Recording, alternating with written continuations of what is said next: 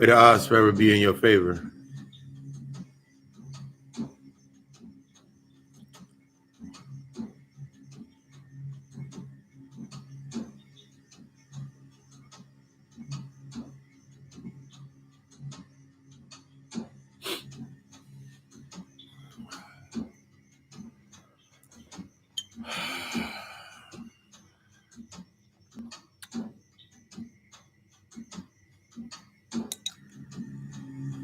Happy Friday the 13th, everybody.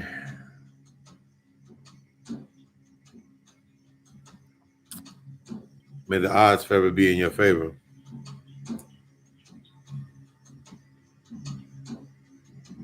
Church, we in the building.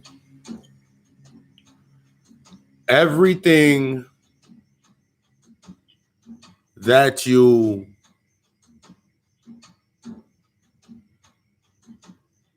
manifest, everything that your abundance is coming. Your prosperity is there. Your wealth, it's there. Your manifestations, they're there. It's all there.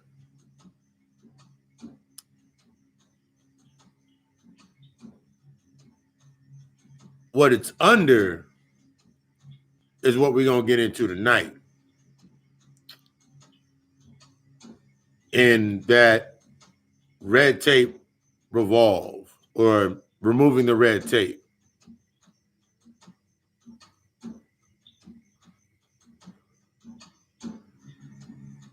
I thought about it. I still think about it, but it's now understanding the difference between standing behind, standing in front, and standing in. Standing behind, you're always pushing some shit uphill. Standing in front of it, you're always trying to keep the shit from hitting the fan. Standing in it is going to take you removing greetings. Standing in it, that's going to take you to remove the emotional red tape.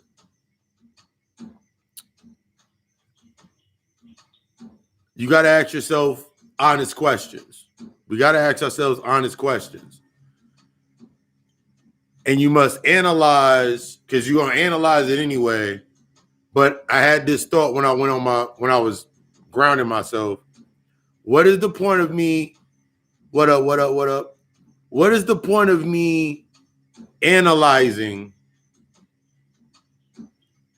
something if I'm not learning anything? What is the point of me questioning something if I'm not open to the answer that's given to me? Not the answer that I want, not the answer that I feel that I need, the real answer that is presented to you for you to do your work. This is the emotional red tape, the conditions.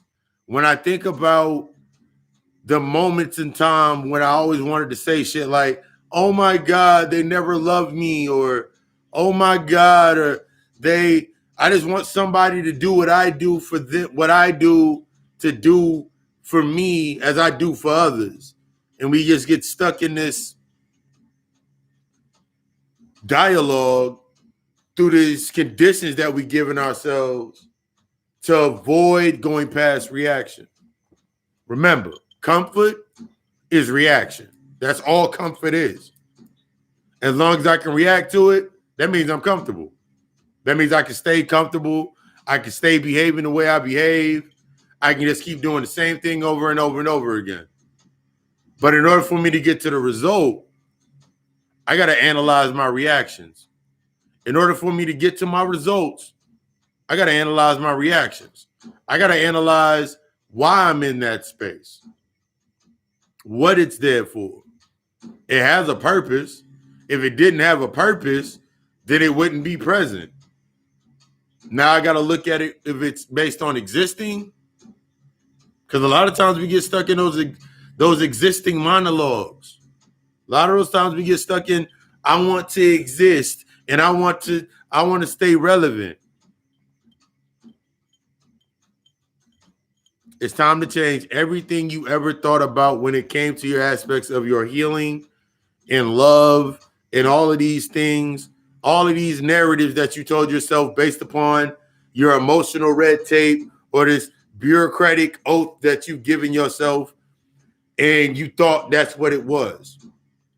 That's not what it is. You can battle back and forth, because if you think that's what it is, then it's from a point of you battling back and forth. Most of the things that we do are based on trying to battle back and forth to keep ourselves charged in that energy. Tonight, we're going to get into those aspects. We're going to get into that understanding the low sacred energy drive, your low sex drive, or having a high sex drive. Understanding the aspects through the aspects of health, through the healing process, through the cultivation process, through the opening process, versus the physical attachment based on the emotional void, fixing that pothole, feeding this one space. We're going to get into the aspects of that emotional hunger, the emotional games, the things that you keep playing with yourself in that space to avoid. You had a plan. Last week I talked about it. You had a plan, or you thought you had a plan. 1 second.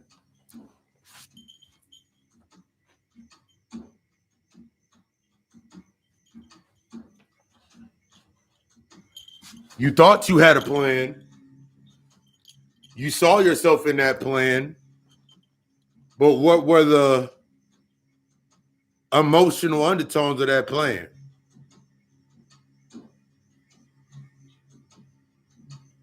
From the nothing is your absolute. So what were the bases of that plan? You can't change what comes up based on the result, period. You cannot change the result. From the nothing is the absolute. So whatever comes from the nothing is the absolute result of what needs to be dealt with. So whatever comes into your space, the analyzing of it to remain in your safe space or reacting to it, because you're not analyzing it, you're not really thinking about it, because you're stuck in that emotional rift, it keeps triggering those emotions. It keeps bringing up, these are the conditions that you signed to live in this deal. So now anything that comes in your space that goes against those conditions, you think is bad. Automatically, because you're still stuck in that bad and good shit. So anything that comes up, you automatically thinking is bad, because your whole life has been bad. That was not the instance. Mm-hmm. That's the results of you staying where you're at. That's the result of your conditions. It's time to push past reaction. It's time to push past reaction. Reaction is you trying to stay relevant. You got to think about your whole space. I've talked about these definitions before. My family, my mom, my sister, my brother, my cousins, my best friend in the 3rd grade. It's time to start seeing them as their name. You keep treating it like it's a job to have family. It's really not. The same reason that you will overwork it, the same reason that I overworked myself and for this false sense of purpose, and would get mad when my mother would ask me for money, It was all based in survival. The same emotional red tape that led her to do that, led me to do the same thing, kept me doing what I was doing. And then I would mask it under the definition of what I thought love was. That's what love is. I had to stop bullshit with myself and giving myself that bullshit ass answer. I had to stop giving myself this make-believe falsehood to keep me comfortable. But in order for me to get out of my comfort zone, the things that when I say, "Ooh, I want to grow, I want to change, I want to grow, I want to change, I want to get better." What are you? You got to accept what comes into the space. You got a whole bunch of red tape that you gotta deal with. That's what's stopping whatever you want to manifest. And it has to connect to something in this space. Because you've been looking at it as, I'm reacting to how the world treated me. I'm reacting to that. So you just echo that. But it's an echo. You're scared of the whisper. You're scared of that whisper. You're scared of that white noise. That shit is eerie. But you're not scared of it.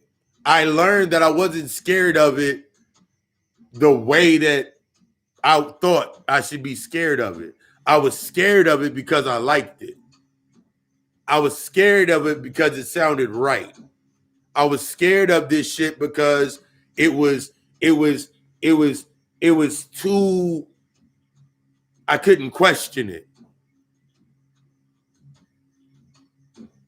Because in order to question it, and then when I learned I can't question it without analyzing myself. So not when we're stuck in these emotional bounds with ourselves, we project this train of thought because we're afraid to really sit with ourselves. What would it look like if I did ask that question to myself? You never take me nowhere. I'll leave you where you're at. What did you really hear?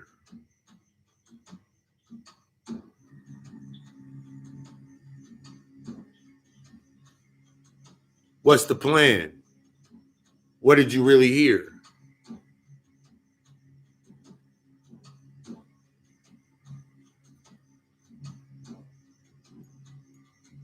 You got McDonald's at the house. What did you really hear?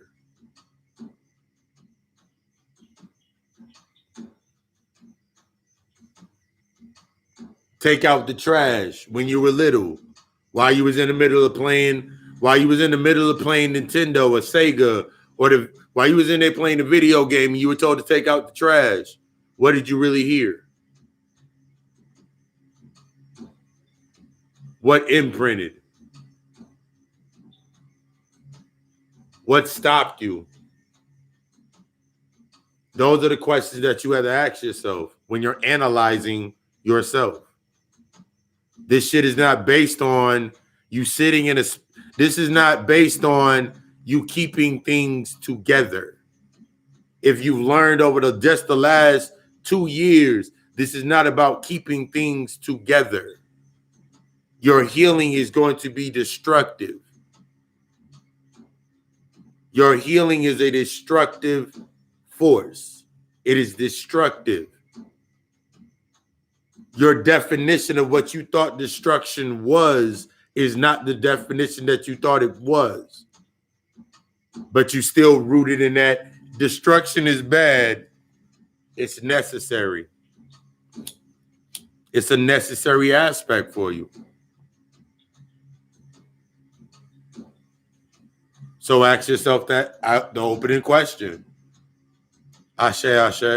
Was it a lack of love or a lack of attention, or was it a space open for you to learn how to love? Did you move halfway across the world.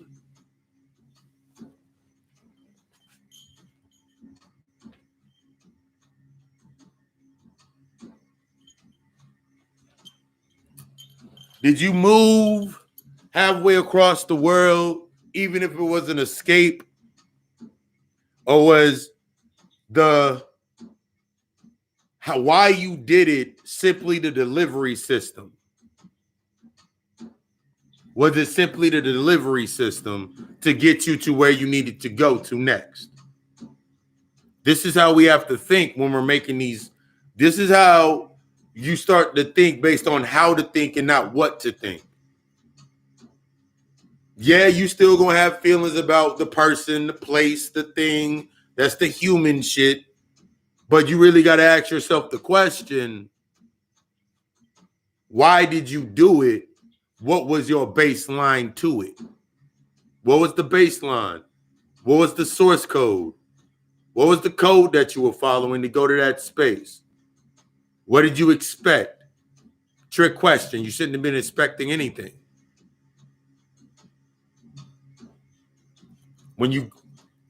That was most of the time when we're in a state of avoidance, when we're trying to prolong avoiding what needs to be done, we try to find the definition of the delivery system. We try to define the delivery system. That's like me sitting here and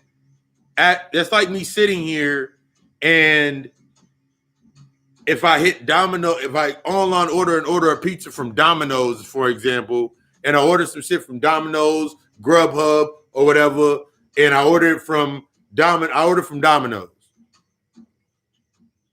I can, once I've developed the relationship with the delivery driver, if I did, but I can't ask the delivery driver, hey, can you stop by and go pick up this person, this person, this person? Can you go stop by here and pick up these chips? I don't feel like leaving the house right now. That would be asinine. Stop.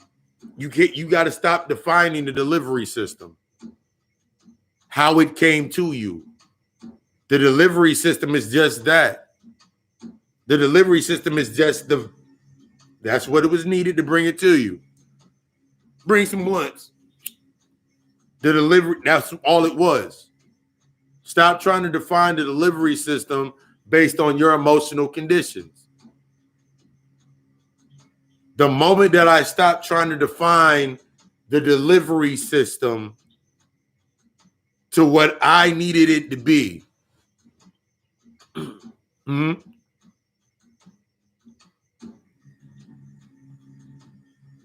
stop looking at the delivery system and what did you get?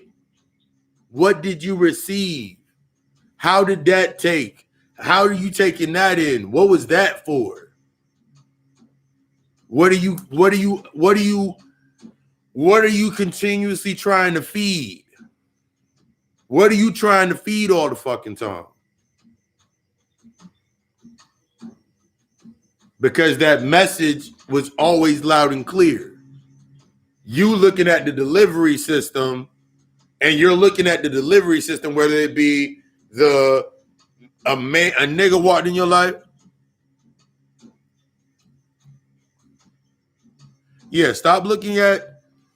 You have to stop looking. You have to stop looking for a messenger and look at the message. When I stopped trying to look at the delivery system that brought me what I needed to hear, that's when the spirit actually worked. That was a part of me taking that shit seriously. Because that was in the reflective point of me, like, wait, that means I don't have to worry about this part, and this part at this point. And then the deeper that I got, I was like, okay, cool. I definitely don't need to worry about this point, this point, this point, because what is those points attached to? I was trying to make everything fit. I was trying to keep everything within the comfort. If it came to me this way, then because the more that I learned that the way things were coming to me, it wasn't based on how it wasn't based on the delivery system of how it came to me. It was based on what I was learning. As I learned, the delivery system would change. The delivery system is always what it needs to be. Even when it comes to whatever happens, take to the aspects of the job, the relationship not working, the loss of the child, all of those aspects, they were to teach you some shit. But your emotional red tape, your conditioning based on those preconditions, those aspects that you want to keep in play, the traumatic experience that you don't want to deal with, is going to keep you away from that accountability. You have to come into that state of accountability. Accountability is a destructive force. There's a big difference because it forces you to check what you thought was support. How you're used to what your definition of support don't mean shit to the spirit. Your definition of support don't mean shit up here. It don't mean shit up here. That's what you keep telling yourself so you can, if I do it enough like this, this, and this, but why are you doing it? How does that define you? Everything that you're doing defines you. So how do you define yourself?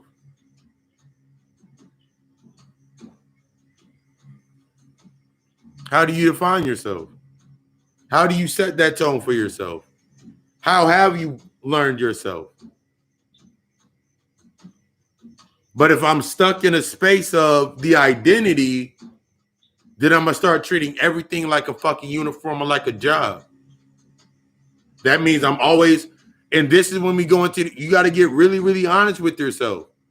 The reason that you get stuck in a certain position is because you keep saying, I don't have any expectations. I don't have any expectations. But that in itself is your expectation. I don't have any expectations. But do you have standards? What are your standards? Where did you not have guidance from your mother? Did you not have what did you not receive? There was a reason that you didn't receive it. There was a reason that you didn't receive it. Because that's a part of your lesson plan. Because from a past life or a past cycle, you relied too heavily upon that.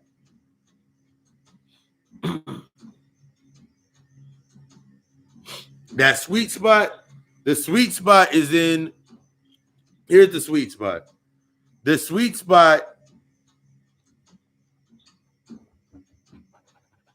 is not about finding the sweet spot. It's where the sweet spot is where you have always been. Take this visual. If I'm sitting here in the living room, I'm sitting here in my living room. From my living room, I have to now discern the way my conditions, to how I did things, to how I do things now.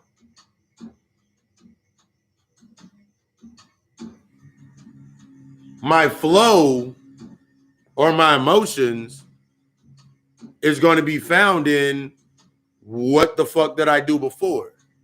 Why did I do this? Why did I do that? Why I keep doing this? Why this keep happening to me? That's what's going to, the sweet spot is that patience. The sweet spot is that patience. But in order to find my patience, to find my center, I got to stand up and face my what emotions control my pace. My sweet spot is all based on the aspects of the emotion. From the survival complex, for example, the pace based on fear, my sweet spot is whenever I'm under a lot of pressure. So my sweet spot is if I'm under that pressure, I can do this presentation, I can do this job, I would go do this, do that. But now if I'm not under pressure, if I'm not under stress, if I'm not under struggle, or feel like I'm not constricted, then where my sweet spot go? My sweet spot is in my direction. Excellent question, because that leads into the understanding of that your low drive and that high drive. Drive dictates direction. Drive dictates direction. So if I have a low drive, then I dictate my direction to physical. The physical aptitude, the job, the whatever addictive aspect can keep me. I got to keep that rhythm going because it's in a lower state. So I can, it's like when you downshift, when you got to go up a hill during the snow, it's like whenever you drive it and you got to go down in the first gear so you can keep control.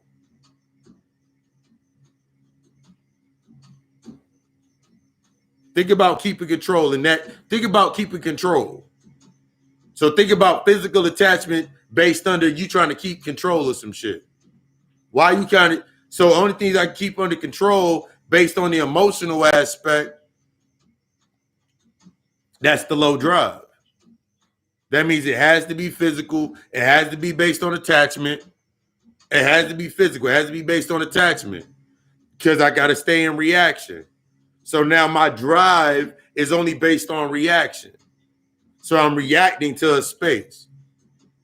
I'm reacting to the space. I'm only going to do this when it's necessary. I'm only going to do this out of necessity. I'm only going to do that on your birthday and on special occasions. I'm only going to do this if I get this. But I don't expect anything. I just expect you to give me. I don't expect anything. I just expect honesty. I just expect attention. The fuck is the attention to you? That's the low drive. One thing that I learned through going through the semen retention. Yeah. One thing that I learned through going through the tantric arts, going through semen retention, going through celibacy, going through these practices that were necessary was I didn't have the first because everything's gonna humble your ass. That's what it's supposed to do. So you sitting here thinking that I got a high sex drive because I need a lot of sex. You having a high sex drive ain't got shit to do with you needing a lot of sex. I'm here to let you know that now. You having a high sex drive has nothing to do with you needing a lot. You have to have a lot of sex. Your need for a lot of this physical attachment is still based on you still coping with something that happened to you when you were younger, or an experience that you saw, or something that happened to you when you were younger. And you're still trying to, that's how you define the conditions of value. That's how you define the conditions of how you take care of yourself. That's how you define the definitions. Whether you are behind it or in front of it, that's what you got to analyze. Because if you're in front of it, You'll sit there and use that shadow, and this is when you're hypersexualized. You hypersexualizing yourself, or you seeking motherfuckers that are hypersexual, or you don't understand touch. You ain't intimate with your senses. Mm-hmm. Mm-hmm. Yeah. You got to remove. That's the paradise. That you got to remove. I had to learn. We have to learn to remove the if it goes bad or if it goes good. If it goes positive, that's what I mean by shifting from if it goes good, that means it's in the positive. If it goes bad, it's in the negative. Okay, cool. Basis. If it goes negative, if something negative happens, it still serves me a purpose. Flow. Transmute. If it's positive, that means you got an argument. Use an example. You got an argument at your job with your manager about your hours, and you got irate. You threatened to leave. And they said, no, Mr. Samdi, we'll work on a deal. Where did you learn that from? Where did you learn that emotional reaction from? It didn't come from anywhere. It didn't come out of nowhere. Yeah, man, I had to be real with them. You'll cover it up and be like, yeah, I had to be real. Ain't nobody trying to play me. Where did you learn it from? The correspondence is going to destroy you. That's the fear and the contradiction. The contradiction or that point of how it corresponds, that's what the fucking destroys you. Go back to a time with yourself when your mom threatened to leave your dad. Go back to the time when your dad threatened to leave your mom. Are you hearing them arguments over and over and over again? Like a kid pouting. Where did you learn it from? Because that's what you get to use in every space. That's what you learned how to use this entire time. That's how you've been operating this entire time. You sitting there, oh my God. And then when somebody does, and the thing that gets you stuck in yourself is when somebody else does it to you, now you don't, I didn't do it that exact way. It don't matter how it was shown to you. Why did it still trigger you? That's like if right now you can say everything you want to say about your mother. Motherfuckers can say anything they want about Dorothy, my mother.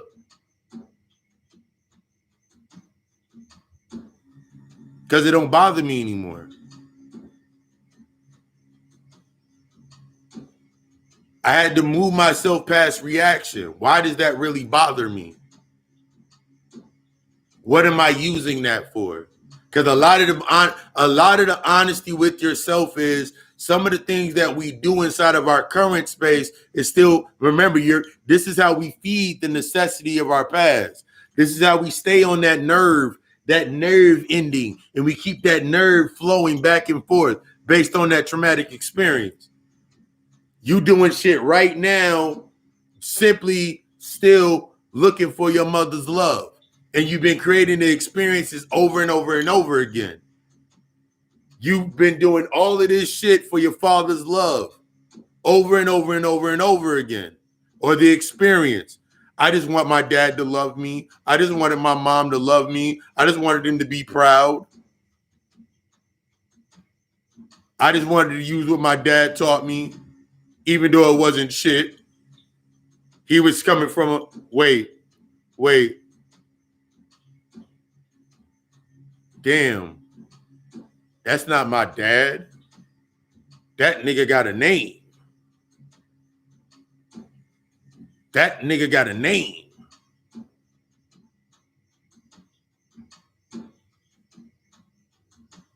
He got a name. Therefore, he got a name. Therefore, he got experiences. Therefore, he got trauma. Therefore, he got that shit. He got some shit he didn't deal with. So him delivering what he delivered to me, it had nothing to do with how he delivered it to me or what happened. That's how he expressed himself in that space. That's how he expressed his hurt. That's how he kept control. That's how he used the manipulation in that space. I can call it from the standpoint, but like, oh yeah, my pops was a narcissist. Okay, cool. Then what? Man, every nigga that every chick that I met was a narcissist and they used me and okay, then what? Why did it keep happening? I don't know. I'm a good guy. I'm a good dude. Man, I work every day and I pay my taxes. I do all my shit. I don't deserve none of this. What's the root to it? You built that whole entire identity based on an emotional loop. That's your feedback. You got to go beyond the point. We got to go beyond the scope. When you go into your shadow, when we go into your shadows, you're going beyond the point of simply being able to say, oh, that's my mom. It was my mom's fault. It was my dad's fault. All right, cool. I can move forward. No. It's not about fault. It's not about that. That's getting past that point of reaction. It's not about fault. It's not about blame. It's not about you, because fault, blame, and blame, it keeps you in that state where it's entitlement. It's an entitlement loop. Fault, blame, it's my mom's fault. It's my dad's fault. It's me not having my mom. It's my stepdad did this to me. And okay, if you were really that mad, if you were really as upset as you thought you were, you wouldn't want to have nothing to do with the motherfuckers that don't talk about it.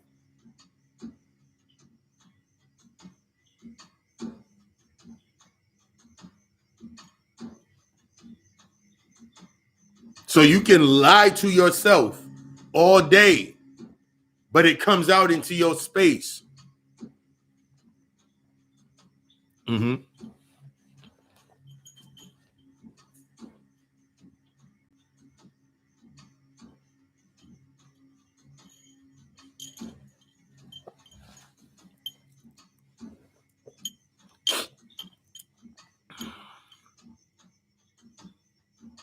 Mm-hmm.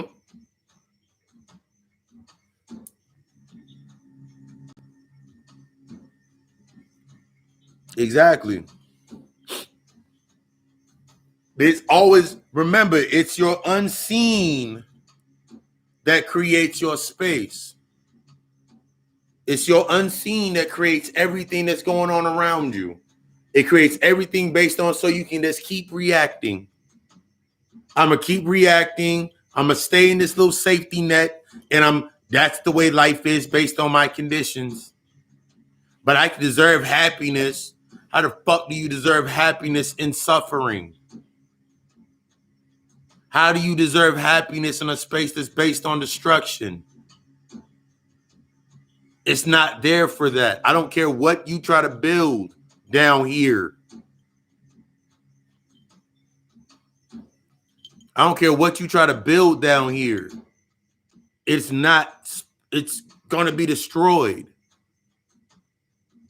Because this is not the space for you to build anything. None of this shit is built down here. That's why it gets stuck in time. Time is emotion, the wear and tear. The original purpose for it was, that invoked thought. What thoughts did I think? Why did it make me feel that way? How does it make me feel this way?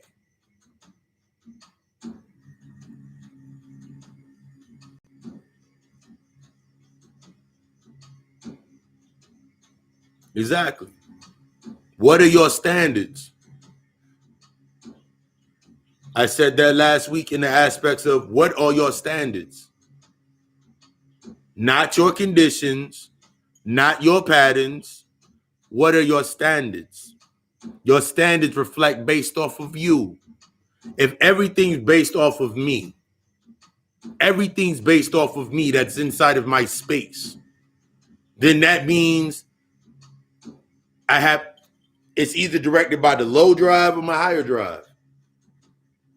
If I'm finding myself in a constant stream of needing something in this space to define my comfort, to define this is how I make, this is how I do this is how I do that, this is how I do this is how I do this, it has to have a basis. That's the pro. So what's the antagonist? What's the negative? Because I came from struggle and I never want to go back to that. So here's my emotional, here are my laws and my terms and conditions of me not going back to that. All fed by my emotions in that space. So now, since I didn't know something, whether I didn't know, whether it doesn't matter, it has to be explored. You have to question all of that shit. If you're not willing to stand in it, it's standing in it and allowing yourself to embrace the drowning.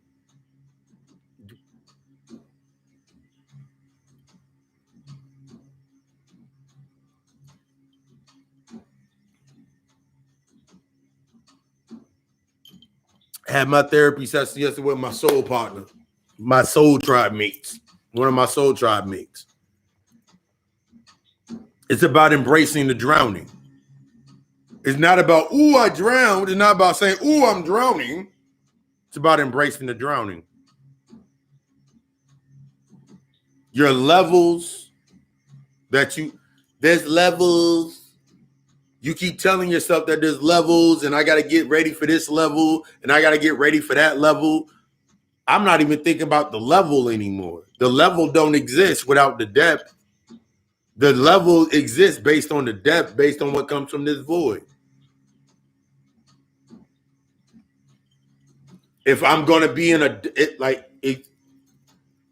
if I'm going to dominate, I have to dominate everything, not just the things that can keep me in a state of avoidance, not just the things that can keep me with these expectations, not with the things that keep me within conditions, within my comfort. If I'm going to dominate, I'm going to dominate everything. I'm going to look at everything. I'm going to analyze everything. I am going to set my standard and my fucking tone to everything. Not just, ooh, this, and this. If I look at the world based through that spectrum,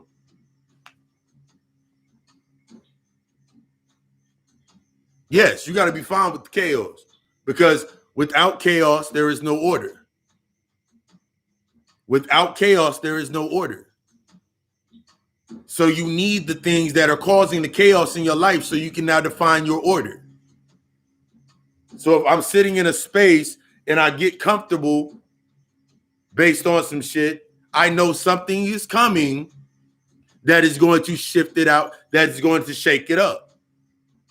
But instead of the old pattern based on the traumatic response was always, all right, cool, I'm just going to go over here. Or I'm just going to go over here. Or I'm just going to go back to work. Or I'm just going to go over to my friend's house. Or I'm going to go do this. Because even in that space, you're still going to invoke chaos. Anything that is not of your natural order, of the natural rhythm. Mm-hmm. Anything that's not within the natural rhythm is automatically going to cause the imbalance. So now if I go into any space, why do I go there? Why am I addicted? Why do I have this high complex? Why do I feel the need to do these emotional voids? It's not about me sitting there like, it was because of my first time being introduced to sex. This happened. Okay. And what did you learn?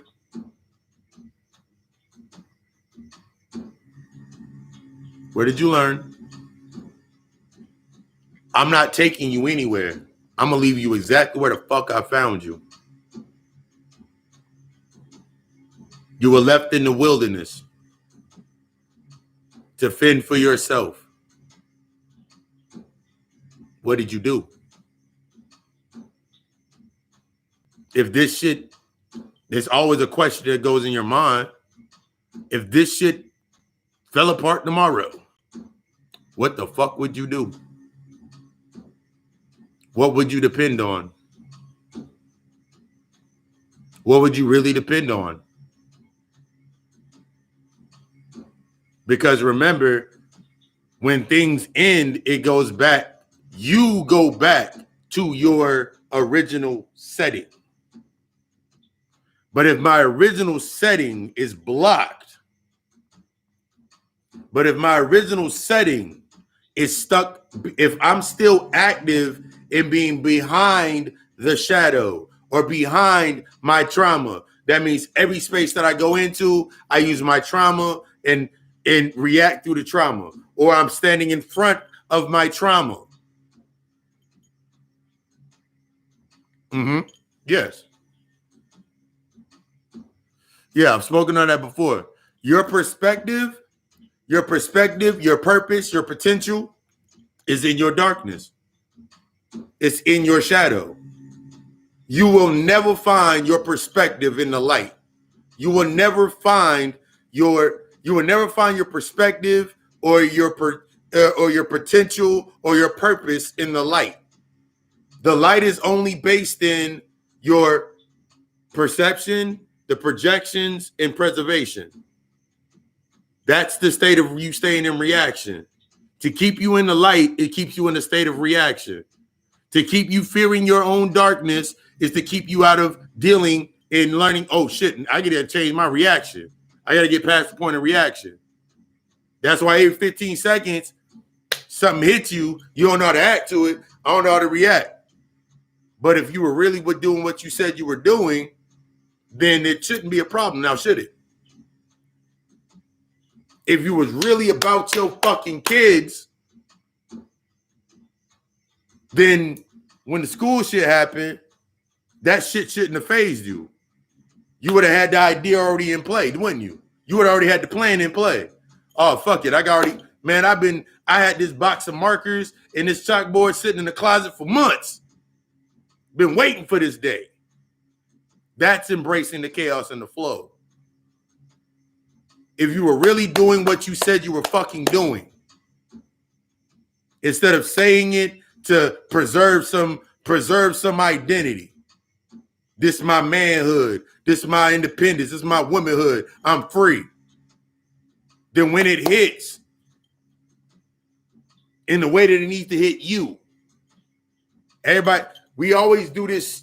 We want to stay in this unified aspect based on avoiding our individual cues, not realizing that my individual cues is what sets the tone for my space.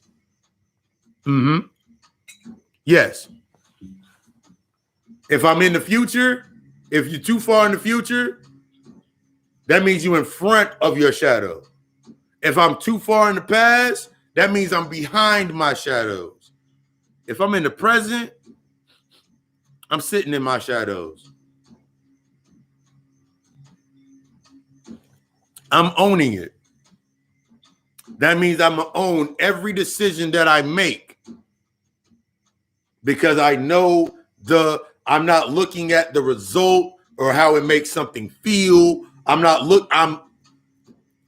have a direction.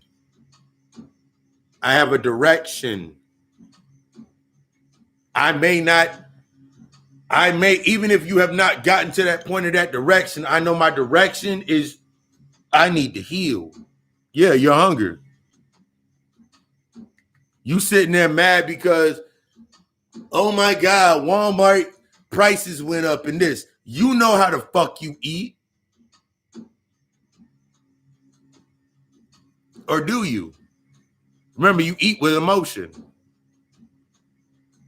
So if the basis of my emotions is based on survival, and I've never had a good meal, or I never was given the guidance of nurturing or that nurturing aspect, I still got that maternal wound that corresponds to how I eat food. You got to shift yourself out of, oh, it's because of that. No, it ain't.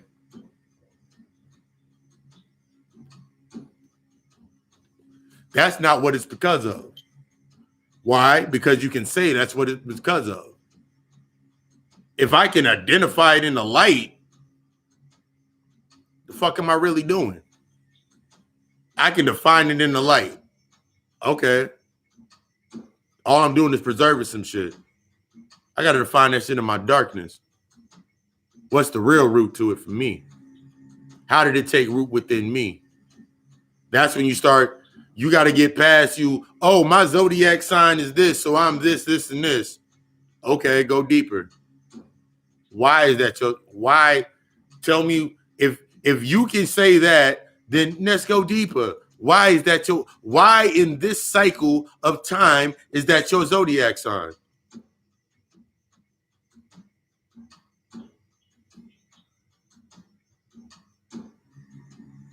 Yes. You got to stop looking. We got to stop looking at things from the human perspective. You got to stop looking at things from the human perspective or the human perception. Your human aspect, that's the perception. The God aspect is the perspective. The goddess is the perspective, however you want to, wherever you at in your journey. So as a God, my perspective is based on the potential, my purpose being limitless. My potential being limitless. So I'm removing limits. But my human aspect, it sees it as a limitation. It'll see it as an obstacle. You got to get through that shit. That's why it's there. The heavier your shit, the higher that you go up. You want to sit there and be like, I'm spiritually protected and I'm blessed. Them blessings will go away as fast as they came to you. That spiritual protection will go away as fast as it was given to you. Fast as it came in. Because it wasn't based on you staying stagnant. Your blessings are not based on you staying stagnant. That's why they gave you the false sense of choice to where you can sit there and without any work, all you got to do is this, this, and this, because it feeds off of the emotion that's already present. That's why you can get addicted to it so easily. That's why you can get attached to it so easily. That's why you keep feeding yourself that based on that. Because it doesn't take it. You don't have to change anything in your dynamic to make that happen. I can go from here to across the street, no problem. Get what I need. The only thing that's going to stop me from going across the street is if I don't have the money. But what am I doing while I'm walking across the street? What am I doing while I'm walking to the car? What am I doing while I'm going to the gym? What am I doing on the way to work? What am I talking to myself about? Because that's what's leading me to that space. That's what sets the tone for that in that space to be needed. But the moment that you say you want change in your life and all of a sudden you lose your damn job, oh my God, I don't know what I'm going to do. Time to sit down. Time to sit down. Time to assess your budget, your emotional budget.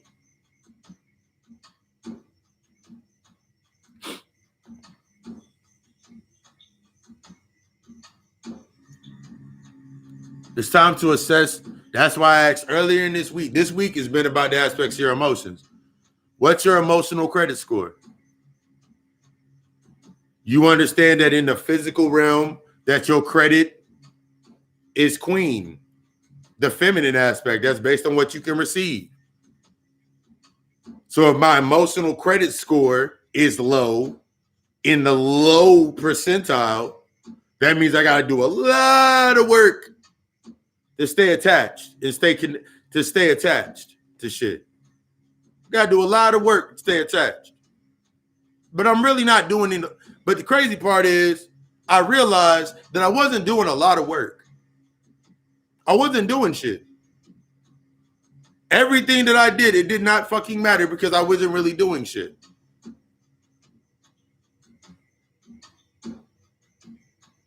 Because the direction was for me not, my direction was to stay within this small space over here inside of myself and not go back to this point in my life and all of these points that created those points.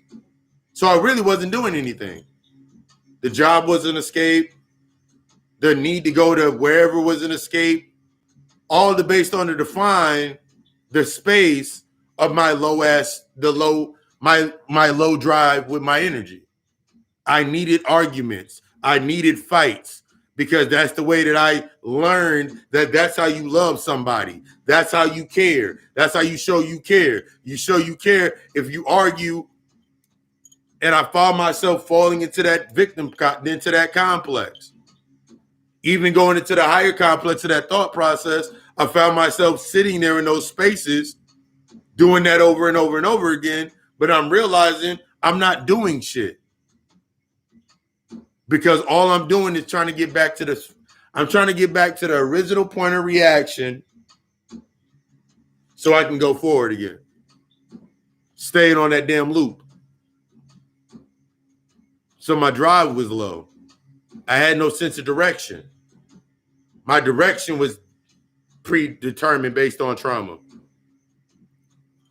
But when I tapped into the higher drive, when I let go of thinking that I need a lot of this, and this because I got a high drive and I got a high fucking appetite, when I stopped feeding myself that fucking lie that I was telling myself to stay within my comfort zone, I could understand what the fuck the height was. I could see what my enlightenment levels were.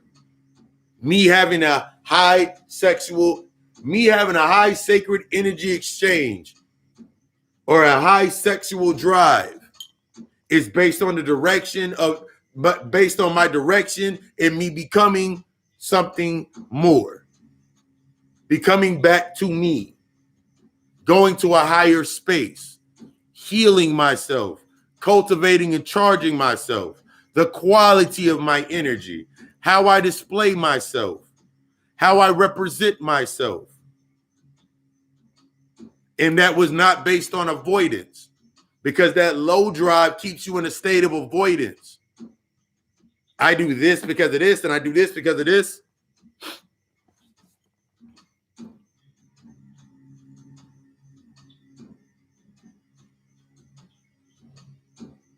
Uh-huh.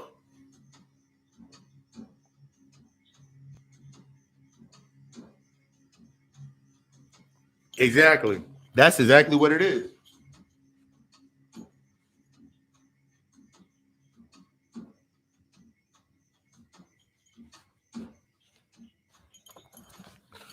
Breaking down, what is it? It's like looking at myself like, why do I keep accepting these terms? Why do I keep accepting these fucking terms? I want better. I say I desire better. But in order for me to desire and go to the next level, something gotta die. I have to transition. I gotta go into that darkness. I must go into my void. I must deal with this red tape that got me stuck. This false sense of bureaucratic orders that I've given myself to live within this space. And everything around me is based on that. I have to accept that. Everything based on this low level energy and me feeding myself this low, everything that I'm going to do is going to keep me in a state of being in a low state because I'm feeding the low state of myself. So you can't say, but I care about myself. Nah.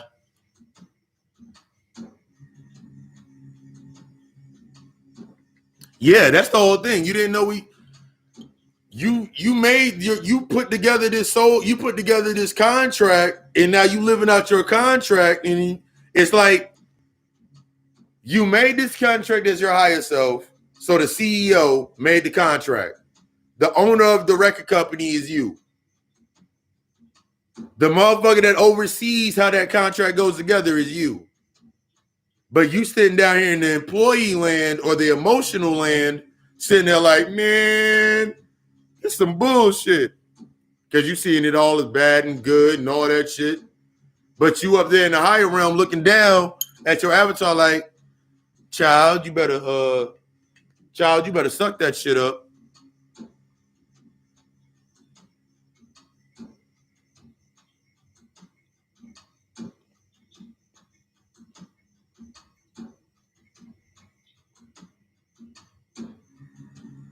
You want to die thinking it's the end. Man, I just want to end it all. You're already in the ending. You're already in the ending. You're living in your ending. That's where most motherfuckers get stuck at. You're living in your ending. That's why your grandmother said it, even if they didn't know what the fuck they were saying. We're in the end of days. You've been in the end of days this entire fucking time. When is it going to stop being the end?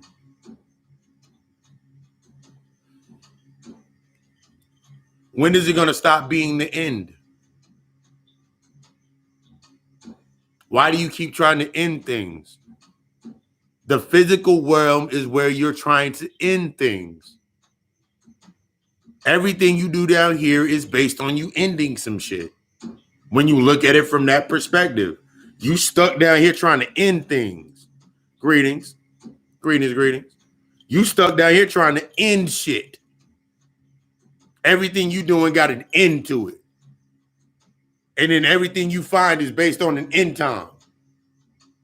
You sitting there, oh my God, man, it's man, my education, man, I'm about 50 right now. And if I go get this degree now, man, it ain't the fucking degree that's a problem.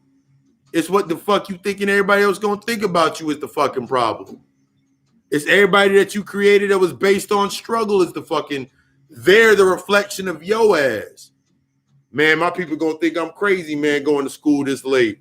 My people gonna think that it's this, and this. Man, they say it's hard. They say it's harder when you go to school at a later age. Who the fuck said that? Where the fuck did you read it?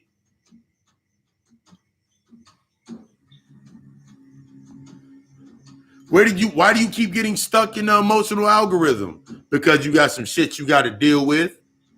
That's why it triggers you. But you trying to look for it's the surface level and stay on the fucking surface so you can stay in that false sense of I got a high drive, so I got to eat a lot of food. Why do you keep getting stuck in the human shit? Ask a question.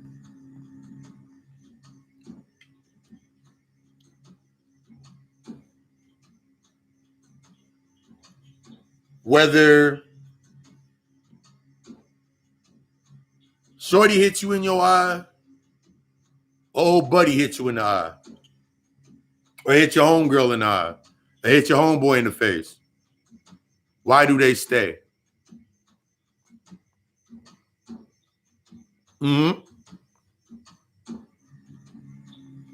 Why do they stay? Why do they stay and why do you defend? The reason they stay and the reason you stay over there trying to defend and protect and be there for them is based on the same emotional tape.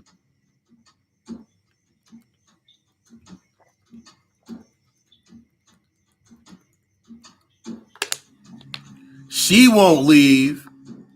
He won't leave because he sees he's not looking through the eyes that you think they looking through. They looking when they're in that position of that highly emotional, volatile mix, that chaotic sense. It's them, it's their inner child looking. It's their inner child looking. They're looking through the eyes of their inner child. Old buddy hit them in the damn mouth. All they can think about is when they saw their mom get hit like that. Or when they saw their sister get abused. That's all they can see. That's all they can see. In order to remain in that space. In order to remain in that space, they got to keep seeing that shit. They got to keep seeing it. It got to stay in their life. Because without it, they don't have a definition for themselves for what they're doing. They don't have a definition for why the fuck they go to work. They can never dream or imagine because their inner child is still stifled. And the same reason you try to defend them, I don't want that to happen to them anymore. It's because you're sitting there looking like your little inner child sitting there and you trying to, the day that you're still stuck on the day that you told your mom what your dad did to you. The day that you tried to pull your mom the fuck away out the problem. And you've been trying to fix that ever since. But you got to accept that wasn't on you. That emotional rhythm, that emotional source was there to teach you some shit. It was to show you the don't. It wasn't based on the don't, so you stay in a bias. So now you say, okay, cool, I'm going to become an independent bitch. I'm going to become the independent woman, so I never need a man. It's for you to learn your own masculine aspects. It's for you to understand where you weren't nurtured at. You mad because your mom doing what she keep doing and you keep reacting to it. Oh my God, I can't believe my mom did this. Can't believe my mom does this. My mom keep doing this. She gonna keep doing it because you gonna keep reacting to it. That's the only way she learned how to exist. The same emotional red tape and the same conditioning that she has adapted to is what you keep adapting to. That's why it keeps happening.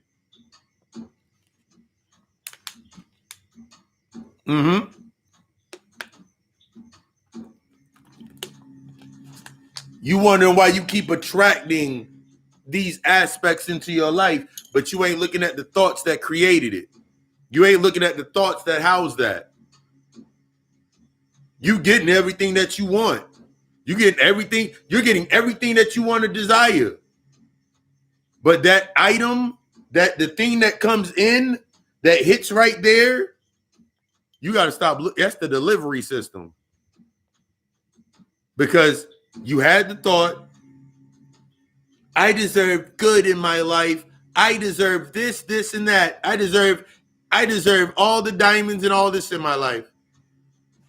But the moment that you had the positive thought is the moment you had the negative thought. That shit didn't just come up. They came up at the same damn time. The negative aspect came up to charge that. Why? Your subconscious is like, why? Oh, here's the suggestion. Okay, cool. So you want that, that, and that. Here's the delivery system we're going to put it in. This nigga don't do no goddamn work. This nigga don't fucking work. You said you was an independent woman.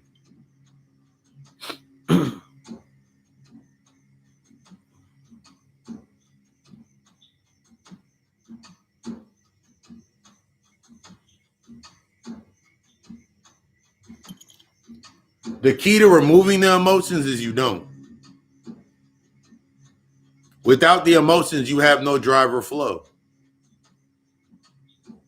I remember when I was like, I'm going to tell a story. Here's the perfect story. I remember when I was going through a state of being emotionally numb. That means I wasn't receiving or receptive based on emotions or reaction. But even in me sitting here saying that I didn't have emotions and wasn't using my emotions was based on reaction. That means what I should be feeling in that space, I negafied or I took out and be like, okay, cool. That don't bother me.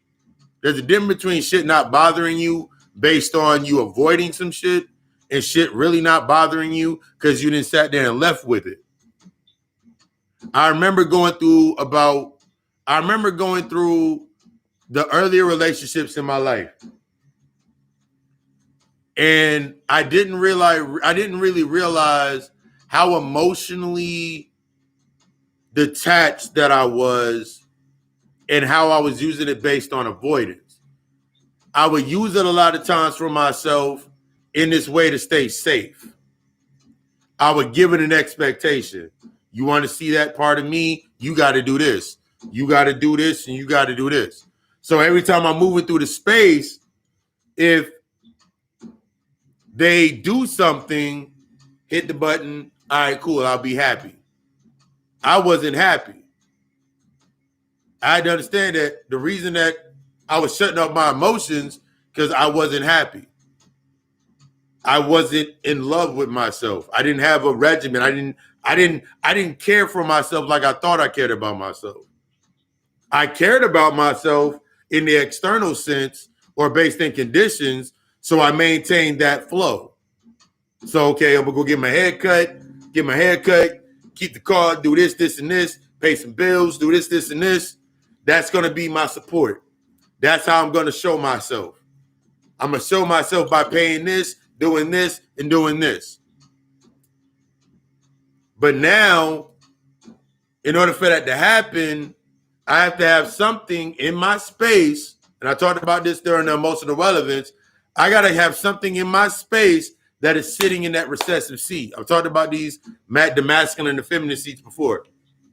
I have to have something sitting in the feminine seat so I can remain in the masculine seat. Remember, you are both. Can't fight that shit. If I'm led by one, I'm going in a circle. If I'm led by the other, I'm going in a damn circle. It's about me understanding both of these aspects. So now when I'm sitting in a space, one relationship, shorty was sitting in the feminine seat. Very feminine. But for me, in that space, the trigger would come up, would be like, I cooked dinner. And I look at what they cooked and I didn't like it. But I ate it. I ate it. Later on, I'll be like, I did not like that last time. Why didn't you say it then? Because I was afraid of how you would react. I never had nurturing. Yeah. If you track what keeps you in that movement. So now I'm sitting in that space. So now switch gears. Next relationship. I kept saying, like, I want somebody to do what I do for them. So now next relationship, shorty, she cooked 3 things. But she's open to learn some things. But her way of learning things is based on she has a fear of authority because of her dad. So she's very, very pleasing. So now she's in the space doing whatever I say to that space. Then I get tired of that shit. Why the fuck I get tired of that? Because that put me in the feminine seat. Them giving me what I said that I wanted based on the condition, they're in the masculine seat. I'm in the feminine seat because now I'm receiving something. I'm receiving, but then I get tired of receiving, going in a circle. I'm receiving and not being able to direct. It wasn't them, it was me. Going back and forth between the emotions, my feminine seat being recessive, and then being in the masculine seat and being attentive.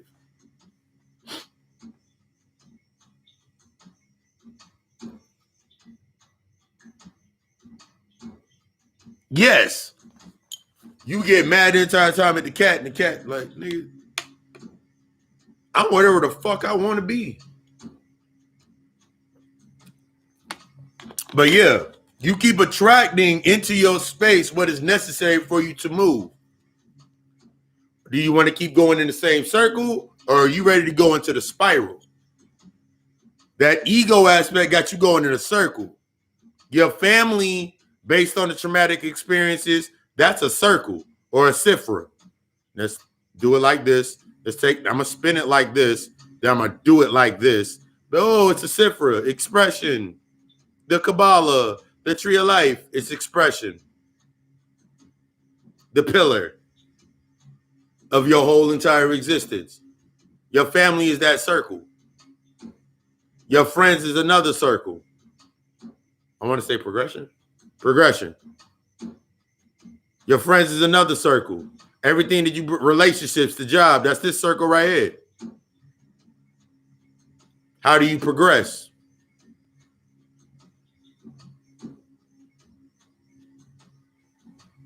How do you progress? How do you want to progress? Each individual that you trauma bonded to is showing you something based on progression. Whether you got a homegirl that's a hoe, you got a dude that's out there tricking, and he got his definition to it, that's the delivery system for your message. That's the delivery system of what you need to deal with yourself. You got a homegirl that has no self-worth.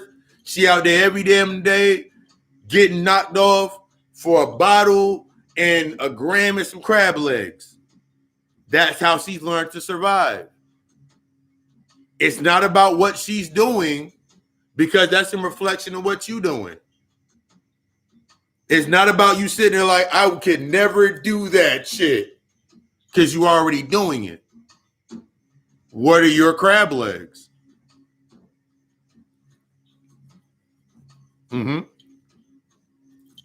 What are your crab legs? What is the 8 grams that you get? What is your bottle? What's your bottle? What's your crab legs? What's your 8 grams? That's what you're looking at, because that's the aspect in your life. They're the delivery system for you. But you keep, I don't like the way that delivery driver looked at me. The fuck? That delivery driver expected a tip.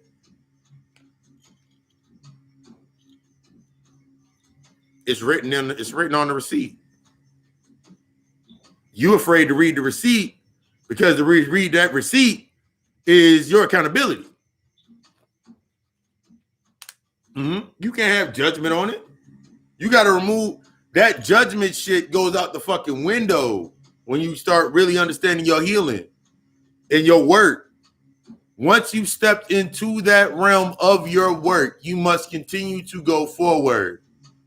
Because if you do not go forward, the only thing that you will go back to is relevance. Your comfort zone is relevance.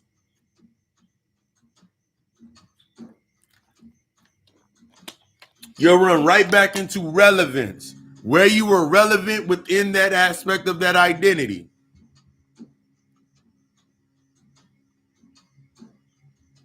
That's all you're going to keep doing is, I got to stay relevant. I got to stay relevant. I got to stay relevant. I got to stay relevant.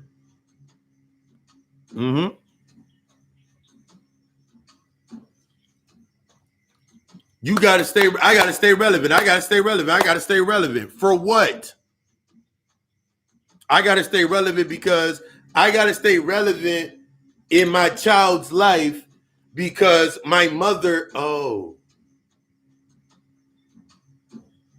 I got to stay relevant in my child's life because I got to keep working this direction because my mom,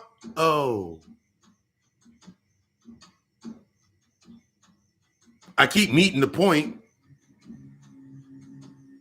You missing what are you missing? You don't miss the chance that you so bound up in yourself that you fear the day that they're gonna say some shit and they're gonna be like, oh my God, You are so great. Then what? Really ask yourself, then what? They told you something that you've been wanting to hear your entire life. Now what? Streamers, balloons. Y'all gonna go to dinner every Saturday? Y'all gonna have movie night? What? Something else to keep you comfortable? Or you gonna get to the point and be like, I'm no longer looking for it because I found it inside of myself. I went into standing inside of myself. I'm gonna deal with me. I'm gonna deal with me. I'm gonna have the conversation with myself that I need to have. Oh shit, that's what everything was. That's what old buddy, that's what old girl, that's what that friendship, that's what that relate. And then you get bogged down because then you get upset and you get sad and you get all. That's a part of the process. You see, when you start noticing, it's when you start engaging with yourself and that trigger hits, it's forcing you to become emotionally present. That's why it hit like that. That's why it waved like that, because it's forcing you to become emotionally present with yourself. You got to accept that you've been trying to maintain in that sense of relevancy. That's why you did all that other shit. You did this and you did that and you did this and you slept with him and you slept with her and you had that kid and you did this and you did this, because until you accept that, why you did it, you only going to try to repeat it to fix it. You only going to try to repeat it to fix it. You trying to find comfort. Stop reaching for it. Stop it. Stand up. Stand up. Stand up. Just stand up. Stand in the shadow. It's deep. The water's fine here. The water's fine. The water is great. These dark waters are great. They're beautiful. They're fun.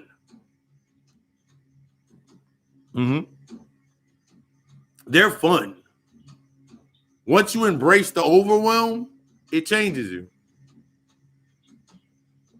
You see, when we stay stuck in our past, it's because we like to be spoon-fed overwhelmed. We like to be spoon-fed that shit. When you too far in the future, you like to false and tell yourself that you controlling how you eat. I control how I eat. But it's only in the now that I realize I don't need to eat this shit.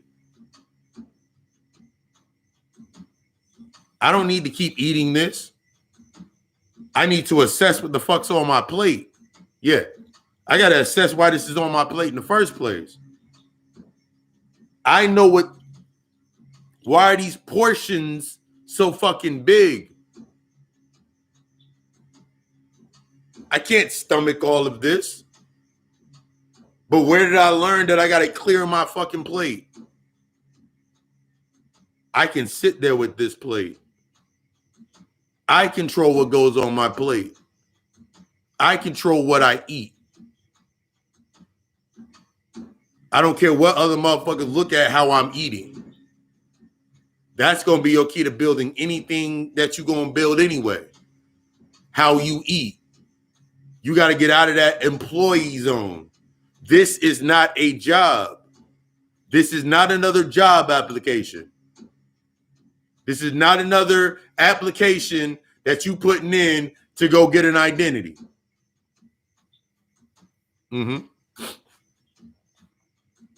This is not another. Let me go fill out this application to be better than my parents. Okay, that's what you're telling yourself. Let me go fill out this application to be better than my parents. Let me go fill out this application to be better than, I'm going to be better than because that nigga, that woman said I was fat. I'm going to say because she didn't like me when I was fat. So I'm going to get buff. I'm going to get in shape. I'm going to get in shape. I'm going to show her you didn't spend a year at the gym. You didn't spend 365 days at the gym. She didn't spend 365. You spent 365 days in the gym. She didn't spend 365 days on trips to Dubai to get shat on. Both of y'all doing it for the same fucking reason.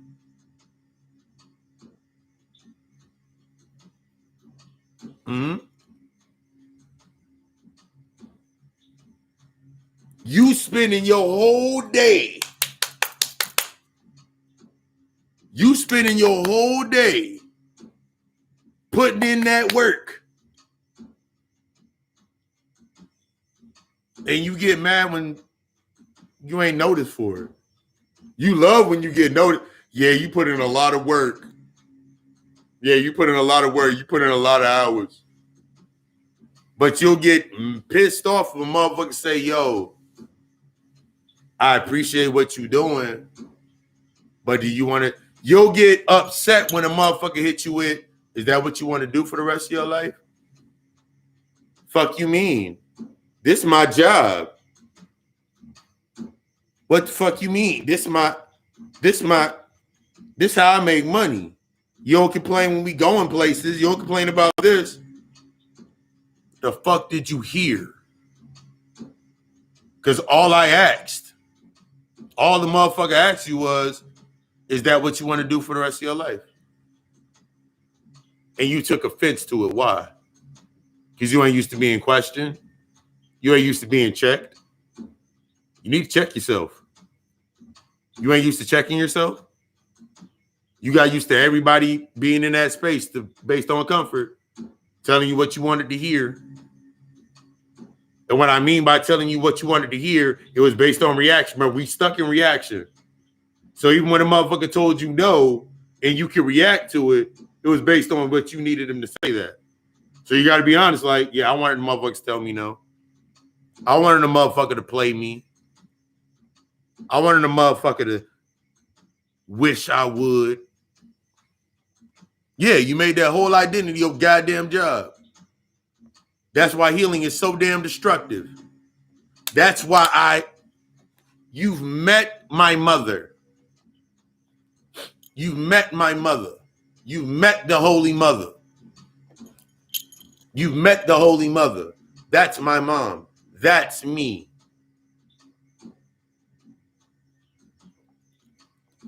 You've met my mother. You've met me.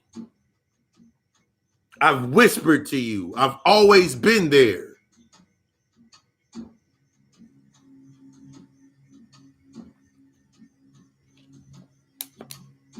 I've always been there. But you just keep putting shit in the way to avoid me. What are you afraid of? Death is beautiful. Death is detachment and true connection. Between death and between detachment and connection. Detachment, connection. I cannot understand the beauty of detachment until I understand the beauty of connection. I cannot understand the beauty of connection until I understand the beauty of detachment. But what is keeping me from embracing connection and what is stopping me from detachment? My attachments that sit right here in the middle. That's what kept me locked in. That's what kept me working a whole job. 40 hours a week, 50 hours a week, 60 hours a week. Ooh, I'm excited. I made 60 hours. That means I can take this check and I can go do this, this, and this. But what about when I hit the check to hit 30? Oh, damn, these motherfuckers is trying to play in my face. Don't you think the shit got to kick back in and balance? Everything got a balancing system. Already inputted. what did you do during the high as well as the low? You got to embrace both. Not just he was the perfect man, she was the perfect woman. If that's the case, if you were achieving that connection, what of your attachments stopped you from going to the full connection? They're the delivery system to show you. That nigga called you fat. 365 days times 3 of your life. How did you react? Versus how did you respond? How did you react? It's my thyroid. You know I'm stressed out. You just kept reacting to it. And then you stayed because you felt that I just want him. You didn't stay with this motherfucker because you wanted this motherfucker to accept you. You stayed with this motherfucker because you still stuck on an acceptance wound from your past. That's why you stayed. You have not dealt with something in your past, whether you're neglecting it, whether you're avoiding, whether you're rejecting it, whatever the aspect is, it's back there. Yeah, it's subtle. It's the whisper. Hello, I'm the whisper. It's the whisper. You scared of the whisper. You scared of the whisper. You scared of what you can't hear. But if you shut the fuck up, you'll be able to hear it. I swear you will. I promise you. I promise you you'll hear it when you shut the fuck up. Your inner child hears every dialogue that is being said. And it moves according to that. To try to move closer and closer to that. But that identity that you created, it keeps knocking the child back into the fucking hole. It keeps telling the child that you're drowning. Keep drowning. It's not telling the child to don't stand up. Don't stand up. Don't speak. Children are supposed to be seen and not heard. When you're grown, the same echoes that got told to you over and over and over again. Go back down in the hole. Here's the laws and the conditions of you being an adult. Here's the laws and conditions of you being a human adult. And then you want to stay in that space? This is a gift. This is a purpose. This is a potential.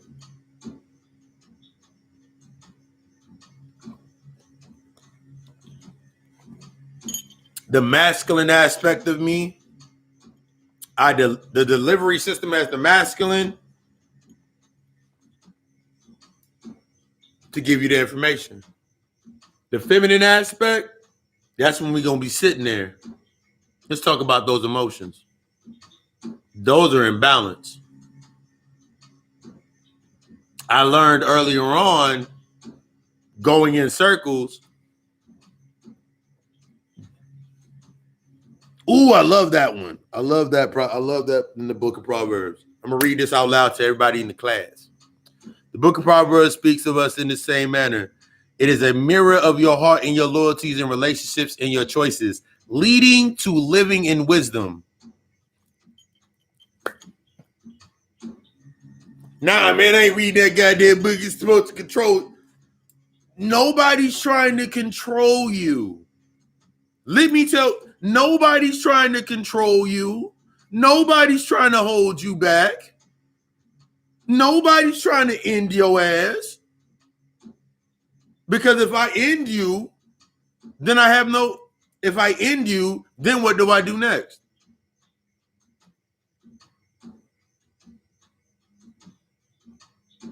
That one line goes into everything that's inside of your space. The Pista Sophia. Let's go into Pista Sophia, shall we? Let's use that information. Yodolda broth. in the archons or your lower aspects of yourself. The piercing of the womb. I've talked about this before. The piercing through the womb to create only based on what I see. I cannot see, only based on what I can hear, my senses. I only can create based on my senses. I got to keep myself in a certain space based on my senses. So if I can't see it, I can't touch it, I can't feel it, I can't speak to it, then it's not there. It doesn't exist. I don't live by these senses. Once I understood that, I had to get intimate with these senses. And what did I need to hear? What did I need to see? What did I need to feel? What did I need to go through? Until I went through the aspect and became intimate with my senses, I could not tap into my gifts. I cannot sit in fully within the gift. Motherfuckers getting excited because you can astral project. Congratulations. You can go deeper inside of your mind. What are you doing with it? Oh my God, I can dream walk. Congratulations. You're only going to be connected to aspects that are based on your own subconscious. That's what you're going to link to. So if you think in your mind, when you want to go dream and jump into somebody's shit, it's only going to be, the only reason you can jump over there is based on the thought matches the emotional rhythm of you anywhere in there. You didn't do nothing spectacular. I keep jumping in these niggas' dreams. I keep jumping in these bitches' dreams. Okay. When they're in their waking life, what are they? You jumped in Shorty dream. Okay. I remember I've told the story about my first dream jump. My first dream jump, astral projection. After a while, when I sat with it, I was like, why her house? Why that cat?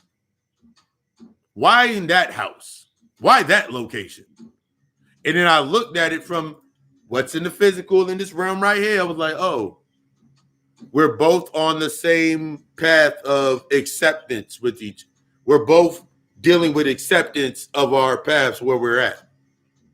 I started understanding that amongst other things in that aspect that are with the I was trying to and then I realized what it was. After I did the work, it went away.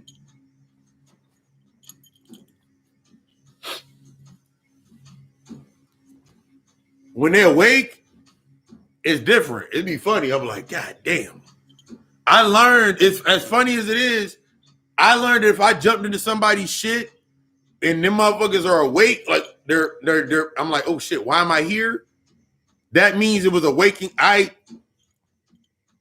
attached to a waking thought, whether it was a resting thought, awakening thought, whatever thought I connected to it. That was my attachment to that space. So now I'm sitting in this, I'm like, oh, once you do the work, the shit disappears. The Book of Thomas, when Jesus, you were talking to Jacob, your subconscious, and your subconscious said, why they keep going that way? And then you look back at your subconscious and said, even that shit gonna go away. They needed to go down that path. That's why they keep going down it. But you keep trying to stop them from going down the path they need to go down. There's a difference between you being the delivery system that you were sent to be there for, and when you try to make it human.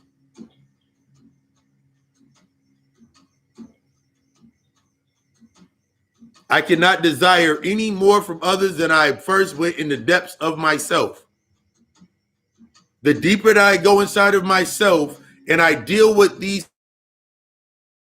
based on what I feel that I need inside of that space, then I can bring balance and order back to that space from the higher aspect. So now it's based on now once I've done this point, now everything can matriculate down and do what it needs to do. I can accept the flow.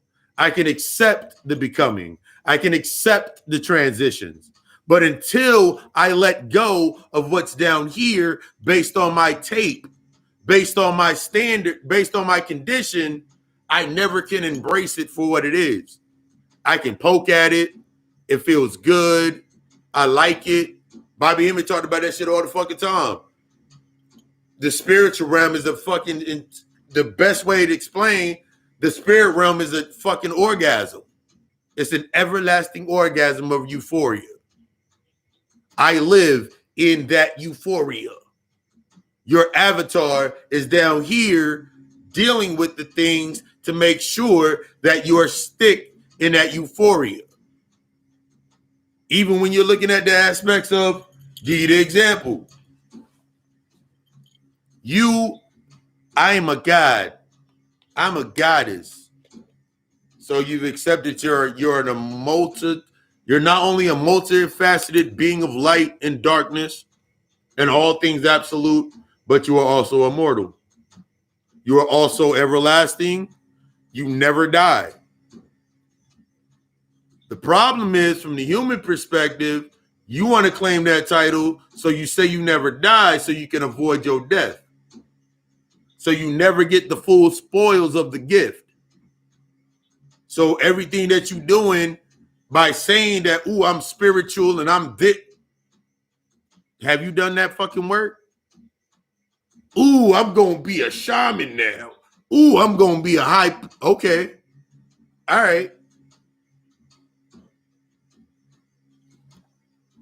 Tell you about these fucking deaths. The shit that has to die. The decisions you're going to have to make. And here's the thing about this aspect when you claim, if you even take the title on. Just by you thinking to take the title gives you ownership of that title. It's not about going through some shit. It's about assessing where I've already done it. So now I got to look at my decisions in ownership as being based as a shaman. The shaman, the witch doctor, the voodoo man, the conjurer, the hoodoo spirit, the trickster. Way up there in the mountain, way down there in the valley, in the marsh. The only time that I can be summoned is when motherfuckers need some shit get done. So now I got to go look back in my life because I had some instances like that all the time. My mom, my sisters, my brothers, family members, they would not call me unless some shit needed to be done in the sense of that emotional calling.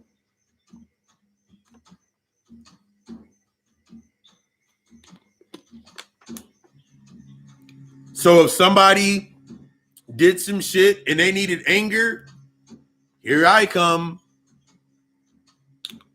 My relevance in being my relevance in my anger issues I haven't dealt with. Their avoidance issues with their issue. Okay, I'll show up. You got to come to this. You got to come to this event. Uh-huh. Yes.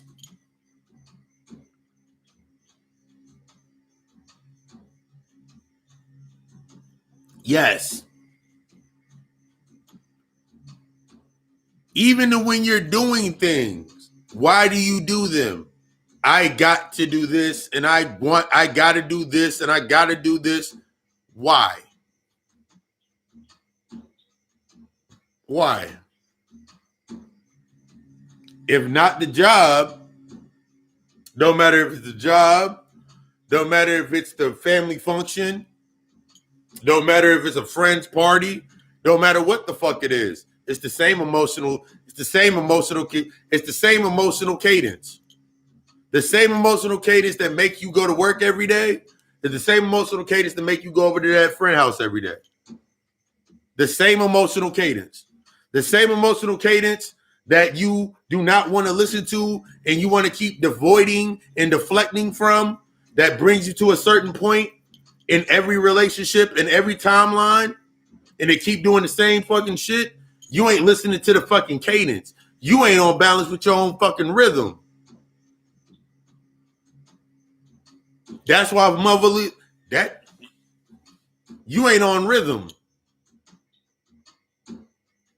You ain't on rhythm. Which made me think about when Bobby Hemingway talked about jazz. Jazz is one of the most complicated mathematical equations. It don't make sense. It's pure fucking chaos. But when you listen to it, you feel good. Why? Why when you listen to certain shit, it makes you feel a certain way? What is the cadence in it? Kanye West broke that shit down in an interview where he was talking about the 808s and everything hidden.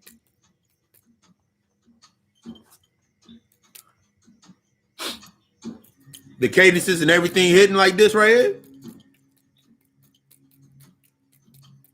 And why it hit certain points.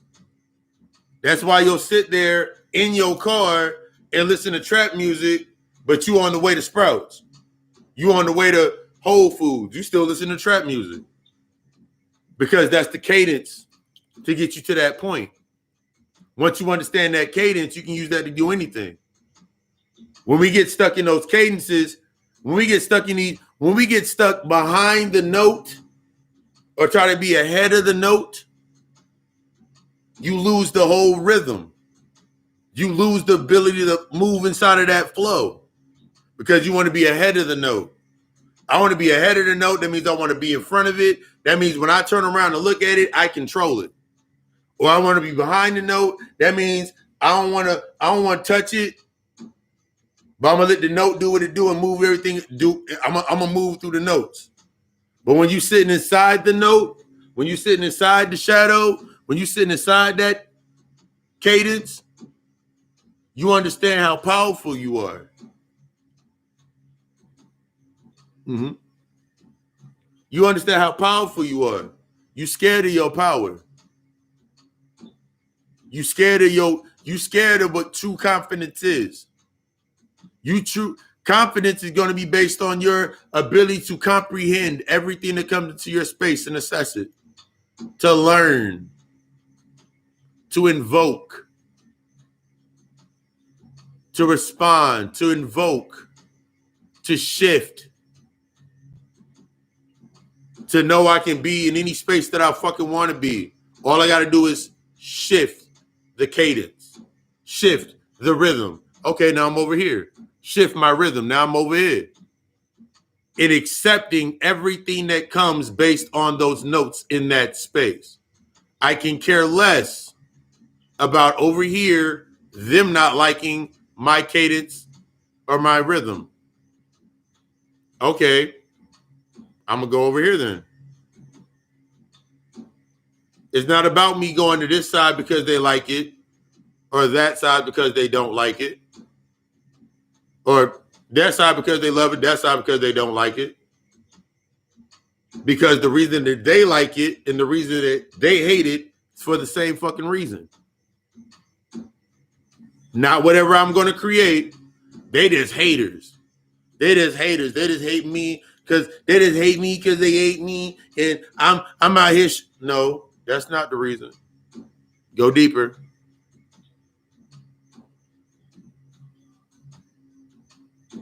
That's not the reason. Just like looking over there in that space. These motherfuckers love when I do this type of shit. Okay, cool. Same reason on both ends. Ain't no different reasons. The same reason.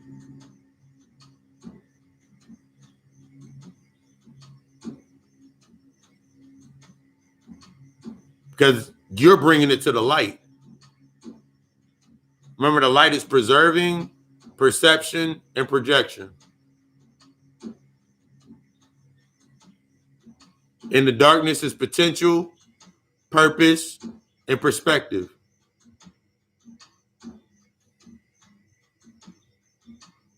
Mm-hmm. Exactly. On both ends, whether somebody is not taking it or somebody is taking it, is based on what they're taking in. I did what I was supposed to do in that space. Whatever you were supposed to do in it, you did it. You got led. You lived in the space that you were living in was not conducive to what you were doing now. That's why you were shifted.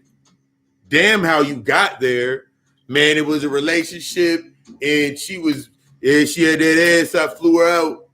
It was that because he was so sweet and so nice and all that shit. Okay, cool.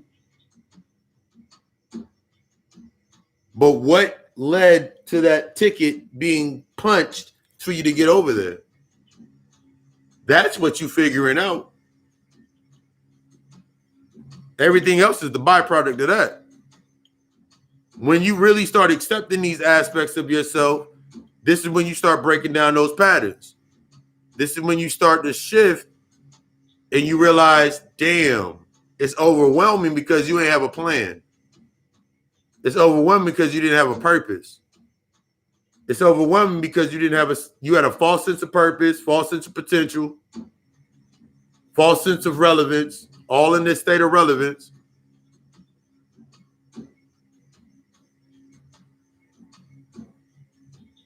All in the state of relevance. So now you got to sit there and deal with it. Damn. I did this and all. I did all this shit. I did it. Either I did it or I conspired with it. I allowed it to happen. I didn't speak when I needed to speak, and I didn't know how to speak. It ain't about you didn't speak up. It's like, it's understanding. Yeah, it's not about me sitting there. I should have spoke up sooner because that wouldn't have changed anything. I should have kept my mouth shut. Doesn't matter. Doesn't change anything. All it would have done was prolong. You saying something prolongs it. You not saying something prolongs it. It's about accepting that. It's about accepting the result. If I don't say anything, what thoughts run through my mind? Trying to solve that thought of what I should have said. If I said something, what thoughts run through my mind? I should have said it differently. I should have did it like this. I should have did it like this. I should have said this and I should have said that. What does it matter? What matters is, why did it bother you to even think about it? Once I started thinking that out, I was like, oh shit. That was some weight I was carrying from something else. That maintained this fixture around the core of whatever the fuck it really was. The issues that I had. It's one thing for me to say, yes, I have mom issues. Yes, I got my parents' issues. Yeah, I got this issue. My baby mother did this. My baby father did this. This happened. It's one thing to say that. But I have to understand the root or the source code of why that even came into the space. What was its purpose?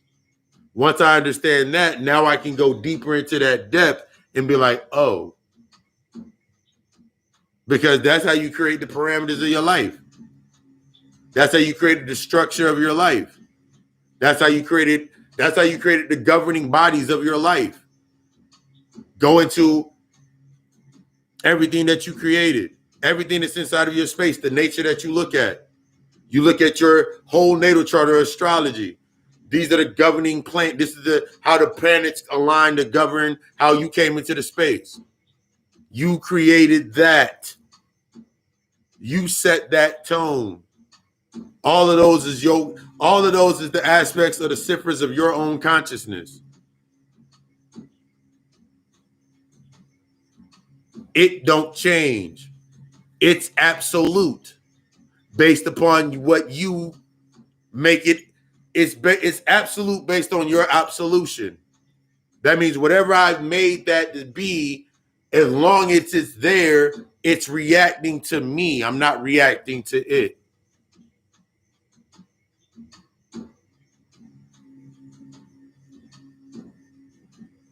So instead of me running and be like, oh, it's the Jupiter time or whatever time it is. Ooh, it's a moon. Ooh, it's a full moon. Ooh, it's the sun. What am I doing in between my walk outside? What am I thinking about during my walk outside to go put my feet into the grass? What do I see when I look down at the grass? I went grounding today. I didn't see I haven't seen grass forever. All I saw was the flow or the sacred geometry of how the energy was flowing through every point, and that's how I was interacting with it. Playing with that. Allowing myself to drift. That's what when you go ground, that's what you're doing. You're allowing yourself to drift. You're allowing everything to flow back into space so you can attract the new ions. What are you thinking about? What did you think about? What were the things that you thought about that you needed to ground, that you needed to find grounding in? What were the things? What was it? Because after you release it,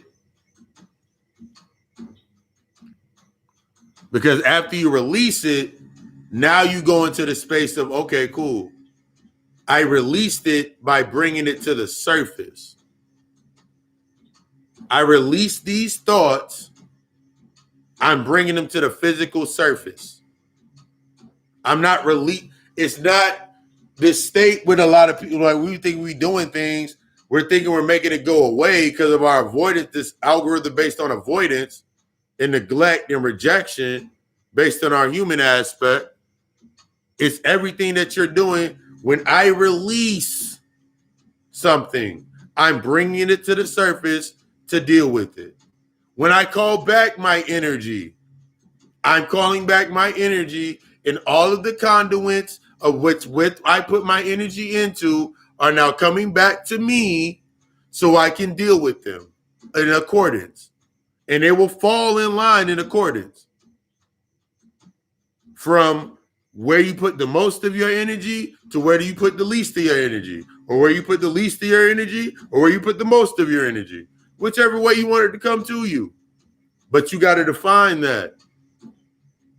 You're going to learn that definition. That way you can keep applying that rhythm. It's not about you sitting there, okay, I released some shit and now I know I released this, so now I'm gonna do this. That's not what it's about.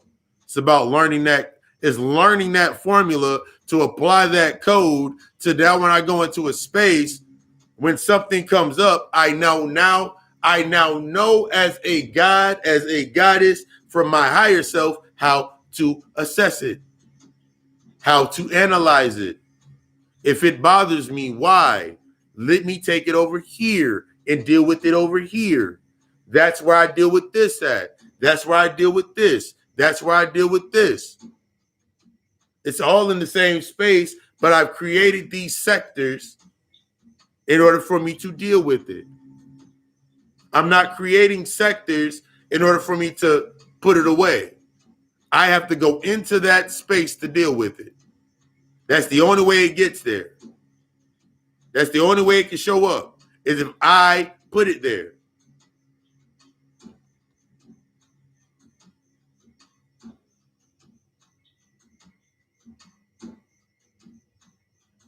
Ooh,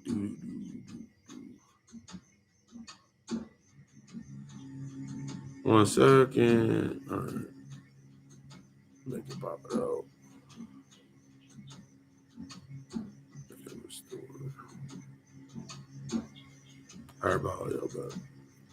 But yeah, that's you're shifting from. You're shifting from that. So now you get to look at the different things that are happening in your space and be like, that's what I needed next. Instead of be like, oh my God, this shit happened. You're learning to be like, that's what I needed next.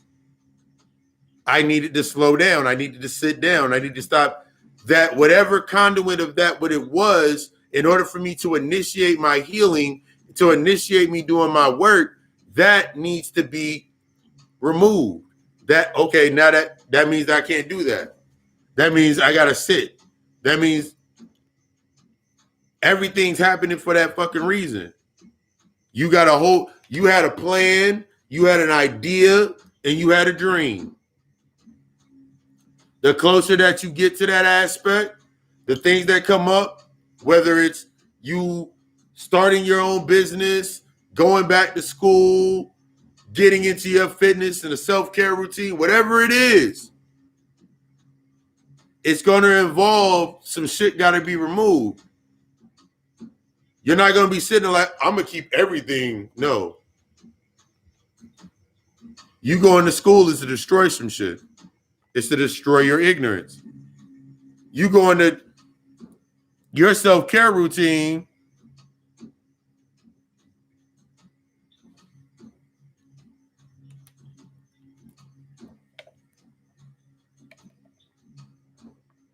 Yes.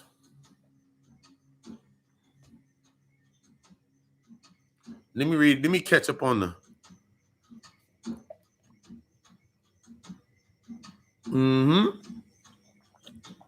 all day. Yep, the programs and the thoughts form planet.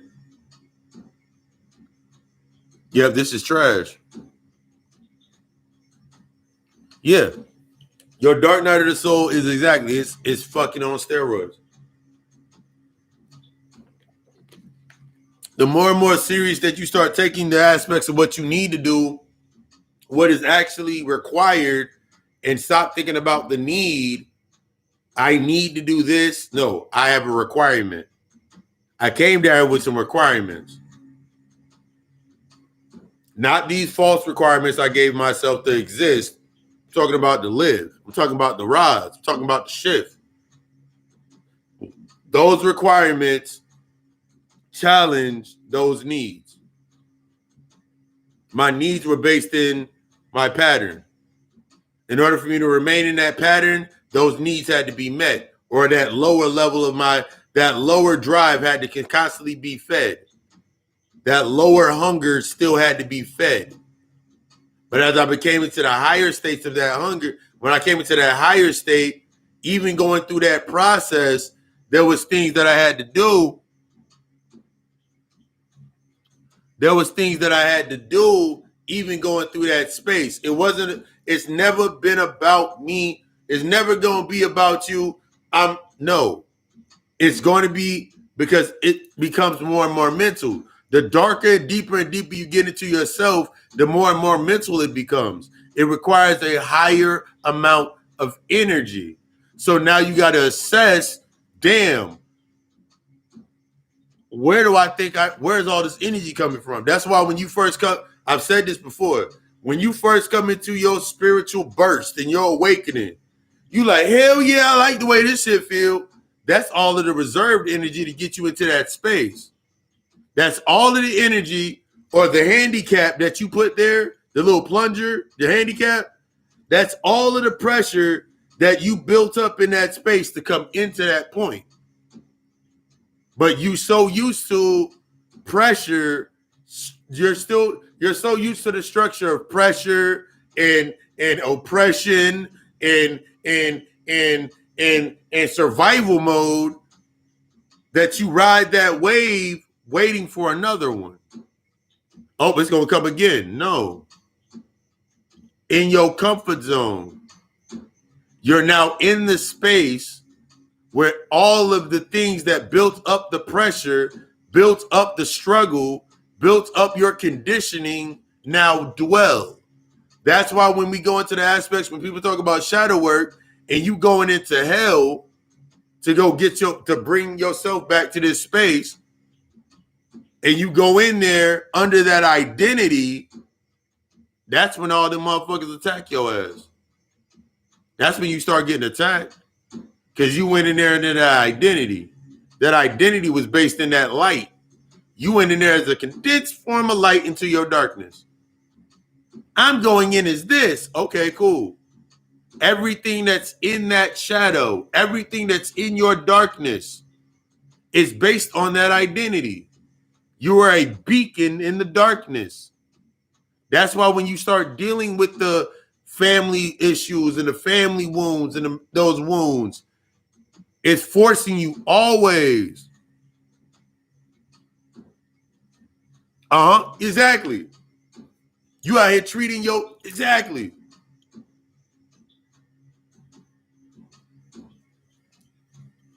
You're not going, that little beacon of light. Yay, I'm floating into the shadows. And you wonder why everything that you attract is based on that identity.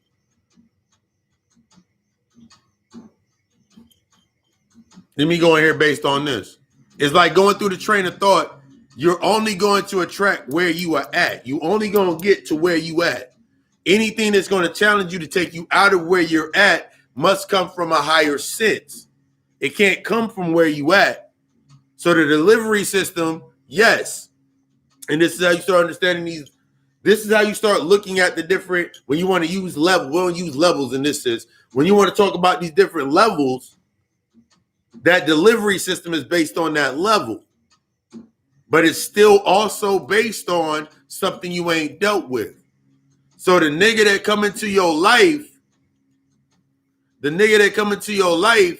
that has a discipline with themselves, it doesn't matter if their discipline is to mask or to hide something. Yeah. So I'm sitting there in this space, you looking at this person and you looking at everything that they're doing, but you're doing this and you're doing this. It don't matter what the fuck I'm doing. It don't matter what the motherfucker's doing. They got their own shit they got to deal with. But in order for them to come into your space and to be used as the delivery system into that space, they needed those aspects to connect, to attach, or bring that attachment for you to get that lesson. It's not going to be about you pointing at them. You need to do this, and you need to do that, and you need to do this. No. It's about you being able to look and be like, remind me of my father. Remind me of my mom's. You remind me of this person. Let me go deeper. Why does this person keep coming into my life? Why does this archetype keep coming into my life? Instead of me avoiding it, maybe it's time for me to face what they're trying to show me. I have to open up. But I only can open up based on the depth to myself. That needing and that wanting is always going to come up. Yeah. When you go into that space and you're speaking, you're not speaking from the broken part. You're going in there based on your truth. Exactly as Johnny just said. You're going in there based on your truth. You know you about to go move some shit. If I go into this space on some meekful or some I'm still hurting, the same thing that I do in my external space, when I go within, that's what I'm echoing from. That's my echo point. That's the echo system. That's how I find everything that I attach to. So I'm sitting in that space, doing that over and over and over again. That echo creates a pulse. That pulse creates a pattern. That pattern creates that rhythm. That rhythm goes to that habit. That habit becomes that behavior. That behavior becomes that emotional relevance that I'm stuck in. So now I got to look at all that and go back in. That's what you face. Outside of you is always going to be based on behavior. How many times have you said something, I don't like the way you acting? Have you ever looked at yourself and said, maybe it's not an act? Because if I remember looking at myself in that space, they're not acting. That is who they are. No matter what it is, that is who they are. Why am I who I am?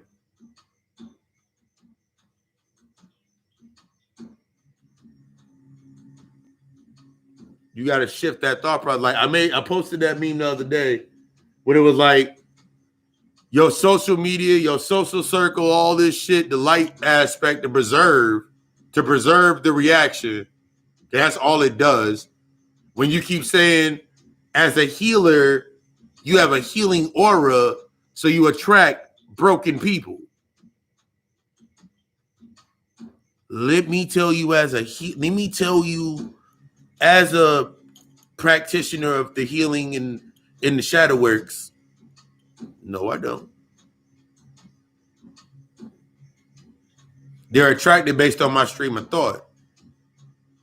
So I have to, yeah, you do, but you got to create the stream of thought to which they connect to, whether it's a connection or an attachment. I feel no need to heal you. I feel no need to heal you. So I feel no need to hop in your inbox and say, I got a message from the spirits. I feel a heavy burden on you. What the fuck do I need to do that for? No. I'm still broken in that aspect. That's why I need to keep, that's how I learned. I learned to put myself out there like that. I haven't dealt with that yet. That's all that is. I haven't dealt with that yet. I haven't dealt with that aspect of myself.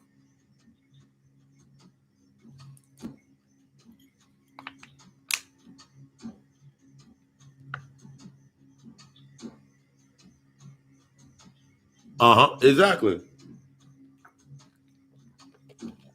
You mad because that's the exact point. Motherfucker looking at you, got a whole $1,000 in the hand.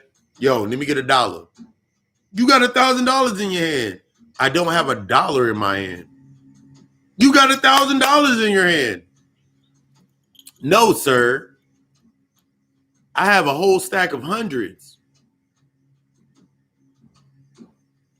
So either you can give me change.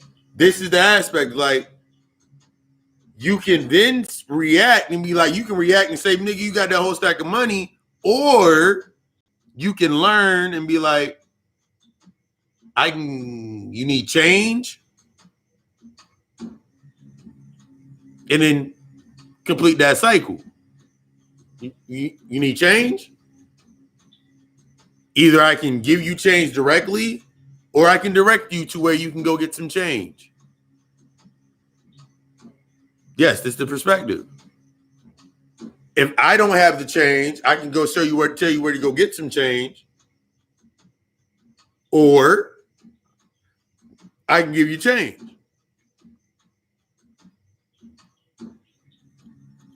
One or the other. I ain't got $1. I can go back and be like, I ain't got $1 either. Now we both sitting there. You ain't got $1. I ain't got a fucking $1. All right, cool. I got 21s. And I got 21s.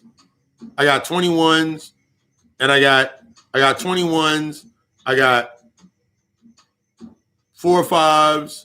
I got 2 10s and a 20. You wanna? Here, I'll give you change.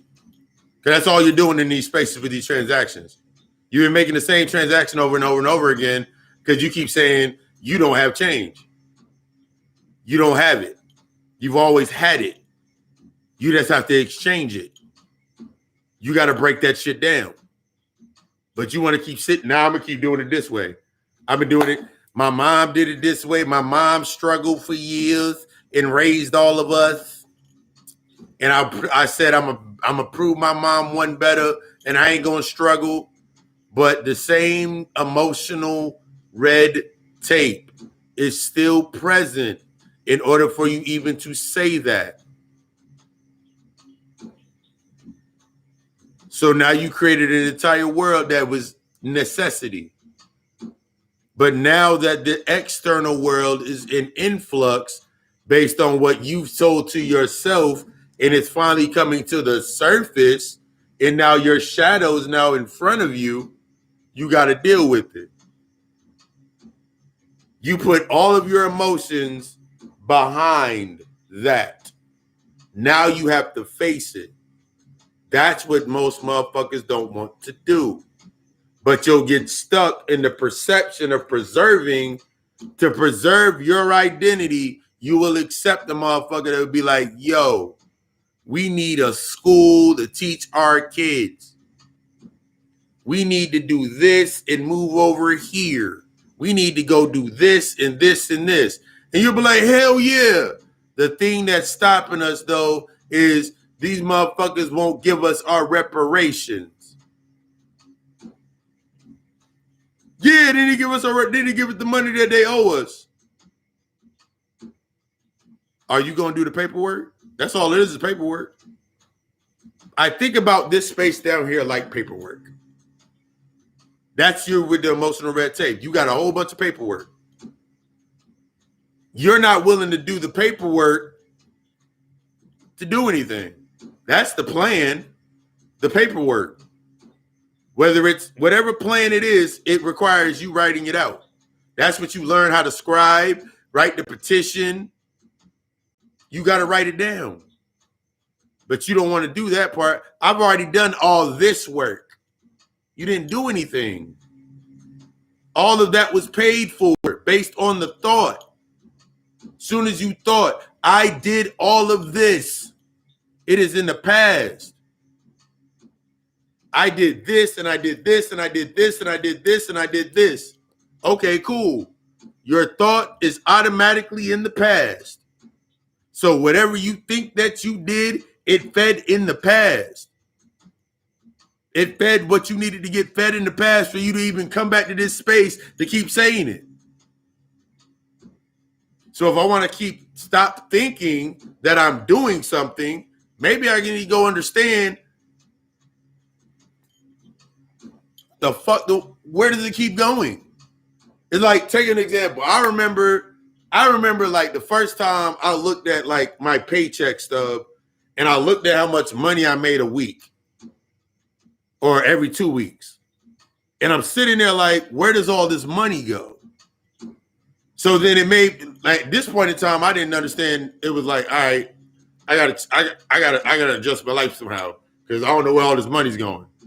But the reason that I kept repeating it, that means once I got comfortable, that means the budget lasted for 2 to 3 days, 2 to 3 months until I got to a certain result. And it kept repeating itself. It wasn't the budget that was the problem. It wasn't the budget. It wasn't the job. It wasn't the people. It was me. It was my emotions.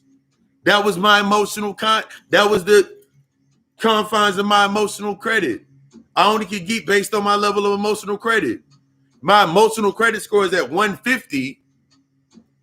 If my emotional credit score is down at 150, and I'm looking at the shit that's at a 900 credit score, there's a separation between that. In order for me to get to that, everything that is on this score, I got to go deal with to get to that point. That means either I'm going to continue to avoid and like try to find some loopholes, try to get someone to co-sign for it and all that shit. But the only reason you can get a co-signer is based on the attachment. That's why you have people in your life that'll sit there. That's why you got the motherfucker in your life. Wait, where the hell? Oh, Lord. We done lost the whole goddamn remote. 1 second. Oh.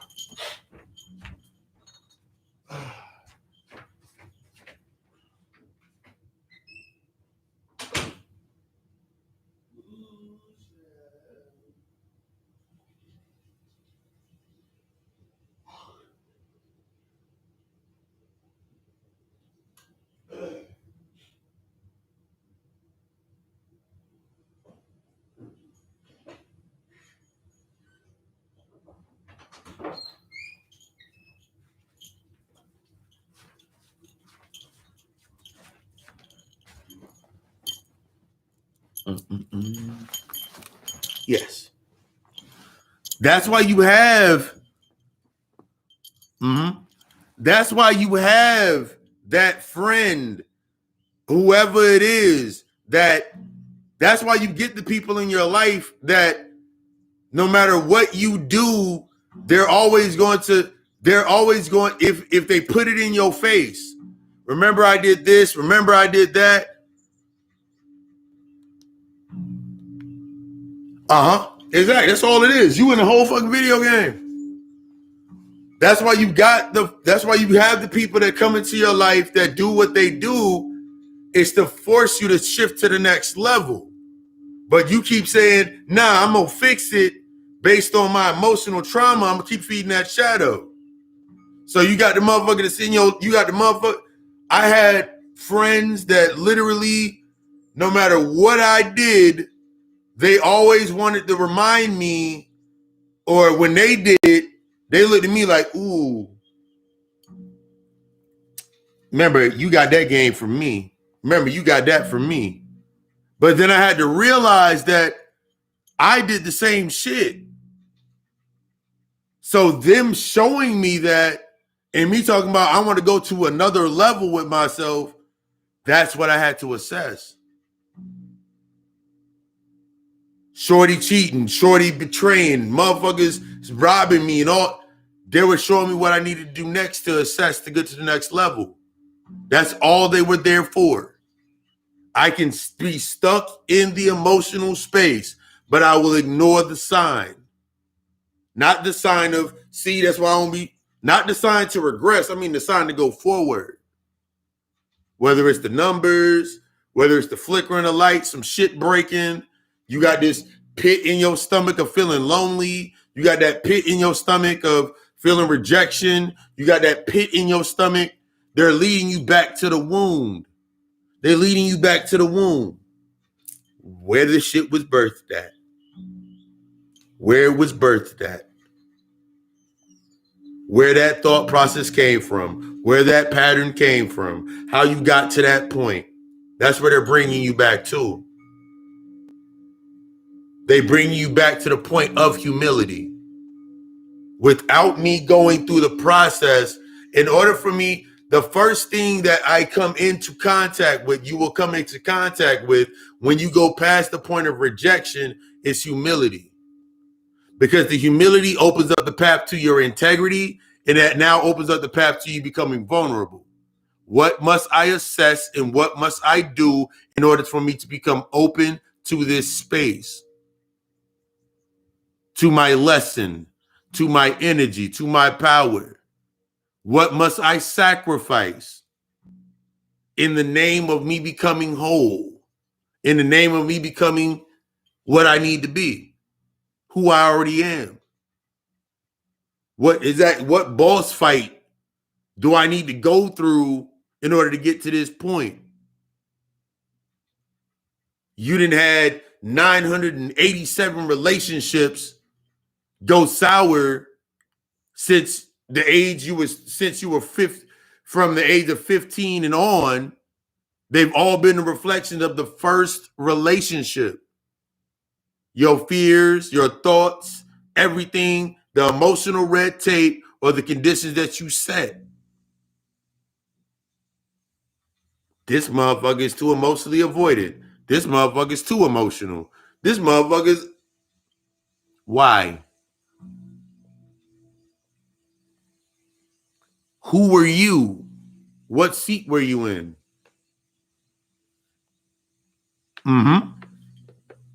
You've been whole. You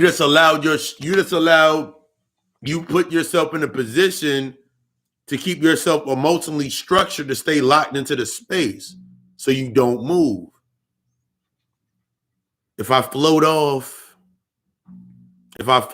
I'm lost. But you lost anyway. You ever thought about that? Think about it to that space. You lost anyway. You can't remember days of the week, days run together. You lost anyway. Days running together. You forgetting about engagements that you made because you forgot the emotional state that you were in. I know I did that shit a lot.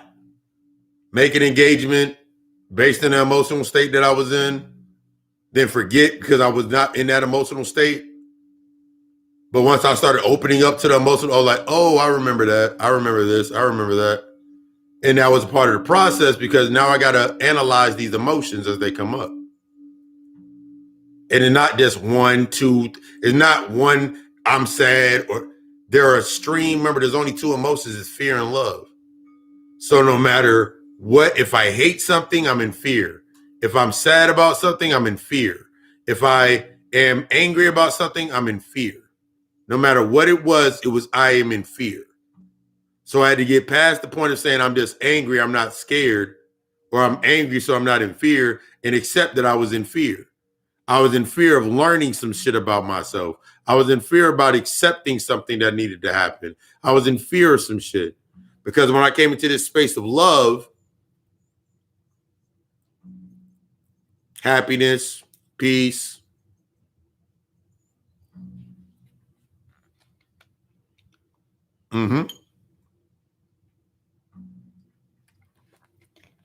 using like, oh my God, no matter how far you step back, the same things, man, I thought like, yeah, like when I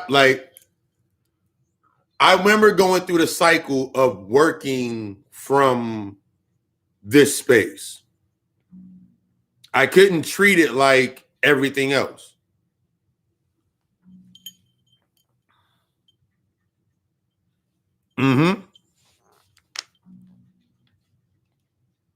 Whoa, yes, that is true. Those deviations, I've talked about it before when you talked about the aspects of the creation process. The original deviation has the spark, has the soul. It has the soul. You have the soul.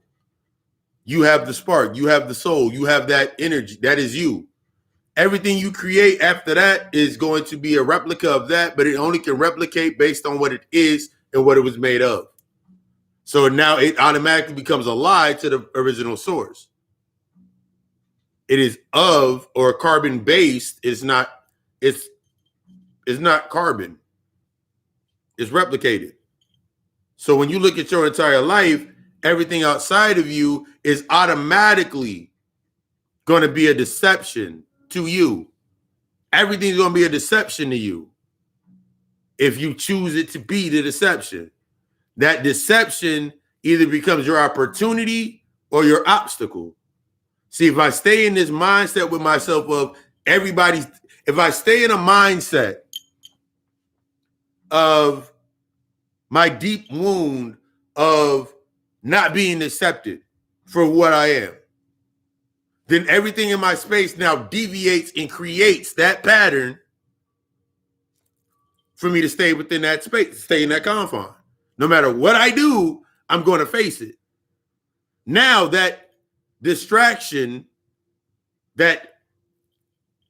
what is the lie, is either my opportunity or my obstacle. If it stays as my obstacle, then don't like it, go another way. But here comes another one. Yeah, like copy of a copy of a copy. Think about your life as you working at Kinko's. Think about your life as you working at Kinko's. And you standing behind the thing, you're standing behind the desk, you're standing behind the counter at Kinko's, and then in comes your emotions and says, hey, yo, I want to correlate or do this, this, this, and this. Okay, it'll be this much. You make it, they pay it. That's what you've been doing with your life the entire time. Making copies at a price. This is the best way to look at how you put your energy into shit. Someone came in there and somebody wanted a passport, so they wanted to travel. All right, cool. You pay the price. This is how far they gonna travel. You only see them travel outside the door. It's time for you to step outside the door. That's you. Because the moment that you see someone come into space, Because we say this shit all the time, but like, oh, that motherfucker got them motherfuckers taking summer trips. Them motherfuckers taking summer trips. Them motherfuckers is taking winter trips. I want to take winter trips. I want to take summer trips. Okay. How do you see yourself doing it? It can't be based on where you at or you already be doing it. How do you see yourself doing it? If you were, how do you see yourself doing it? And the way that you doing it is not the way because apparently, or you already be doing it. Mm-hmm. So now I got to assess. That's the progress of their purpose. Mm-hmm. Let me change it around real quick. What I need to do. What I need to do to get a passport. What I need to do to get my license. What I need to do to get my shit together. I got some fees I got to pay. I got some shit I got to do. What is this shit? The key is, because you can do that. Because I remember doing that. I remember simply because I thought because I had that money. Had the job, had the money. I was doing it in that space. Like, I got the job. I can go get me a goddamn license. I can go pay that speeding ticket off. I got the bread for it. Cool. But now realizing that I created that whole circle. The only reason that I have money is to pay off bills.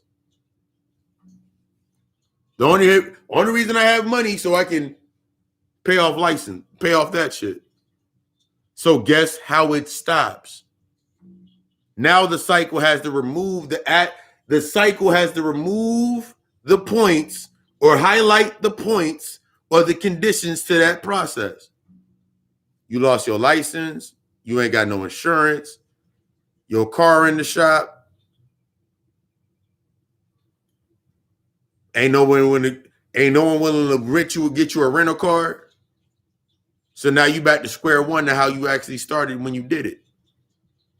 But you want to look at that like, that's my obstacle. Now I can't.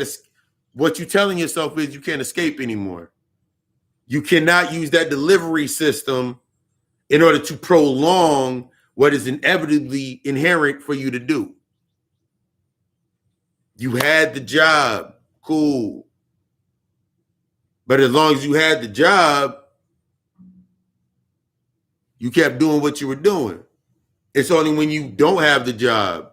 It's only when you don't have this, when this doesn't happen, when this doesn't go your way that you react. Because you're stuck in reaction.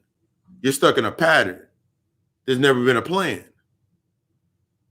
That's why you see motherfuckers whenever the wintertime, that's why you saw them motherfuckers go grab 672 rolls of fucking toilet paper. All the bread, all the water. Left all the stuff that was vegan at Walmarts everywhere. The vegan case was full until that went away. So what did it tell you? Instead of you reacting to it, niggas out here, they hoarding shit. What did it tell you? Niggas don't understand what necessity is. Motherfuckers out there pumping and getting gas and shit, filling up plastic bags. You like, nigga, they hoarding gas. They hoarding fuel. What are you hoarding? What are you holding on to? Everything outside of you is going to be teaching you some shit. You weren't going to do it anyway. You can tell yourself, I was going to do this anyway. No, you weren't. It sounds nice. It sounds nice. Talk to me nice. But you lied to yourself. Your whole emotional credit score is whack as hell. You have no sense of credibility for your emotions. So now you look and wonder why when you say things and if people look at you, you're creating the reason for them to look at you that way based on the emotional algorithm. You do not believe in yourself. Strike on derogatory mark on your credit score.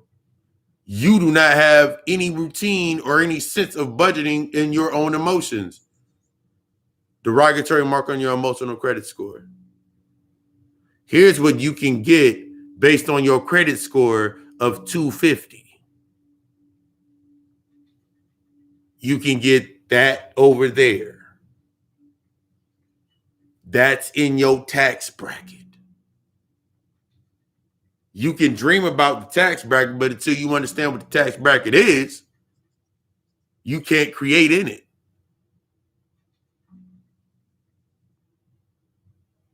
Basic, like you look at basic things to the aspect. Think about the aspect of like, do you know what a millionaire reads at least 7 books a day, or has 7 books in a rotation of information to read?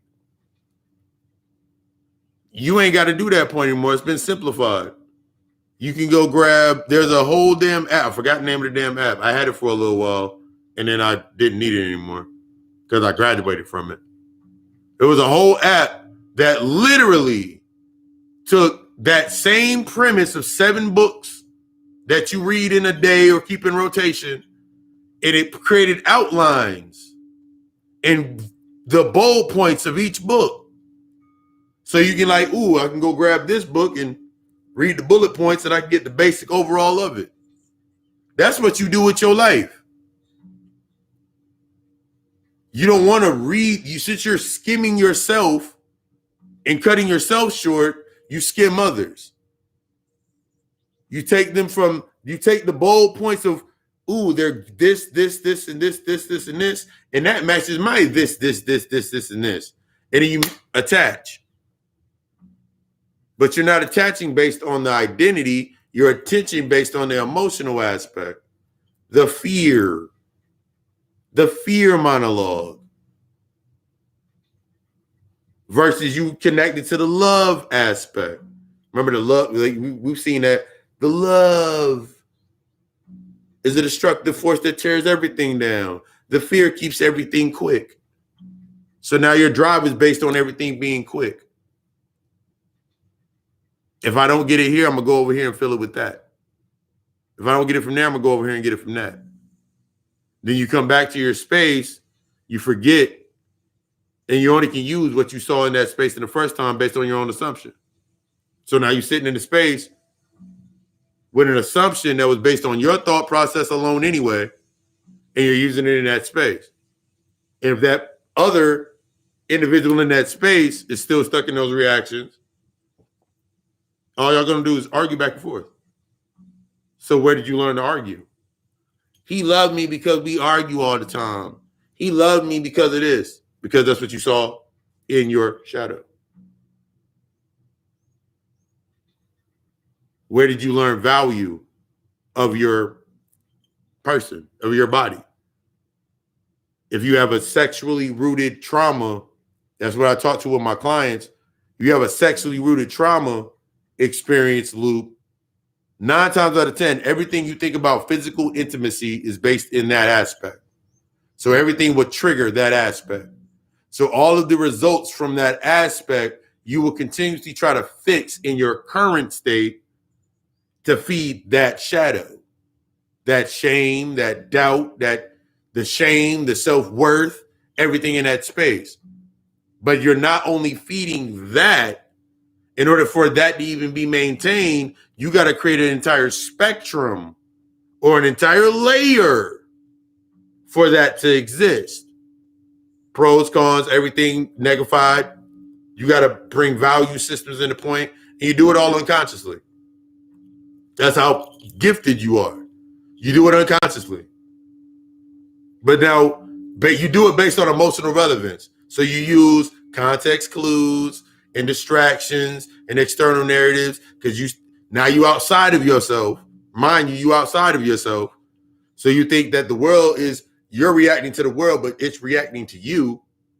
This is what I mean by when you go inside, when motherfuckers be like, you got to go inside, but they don't tell you what it means.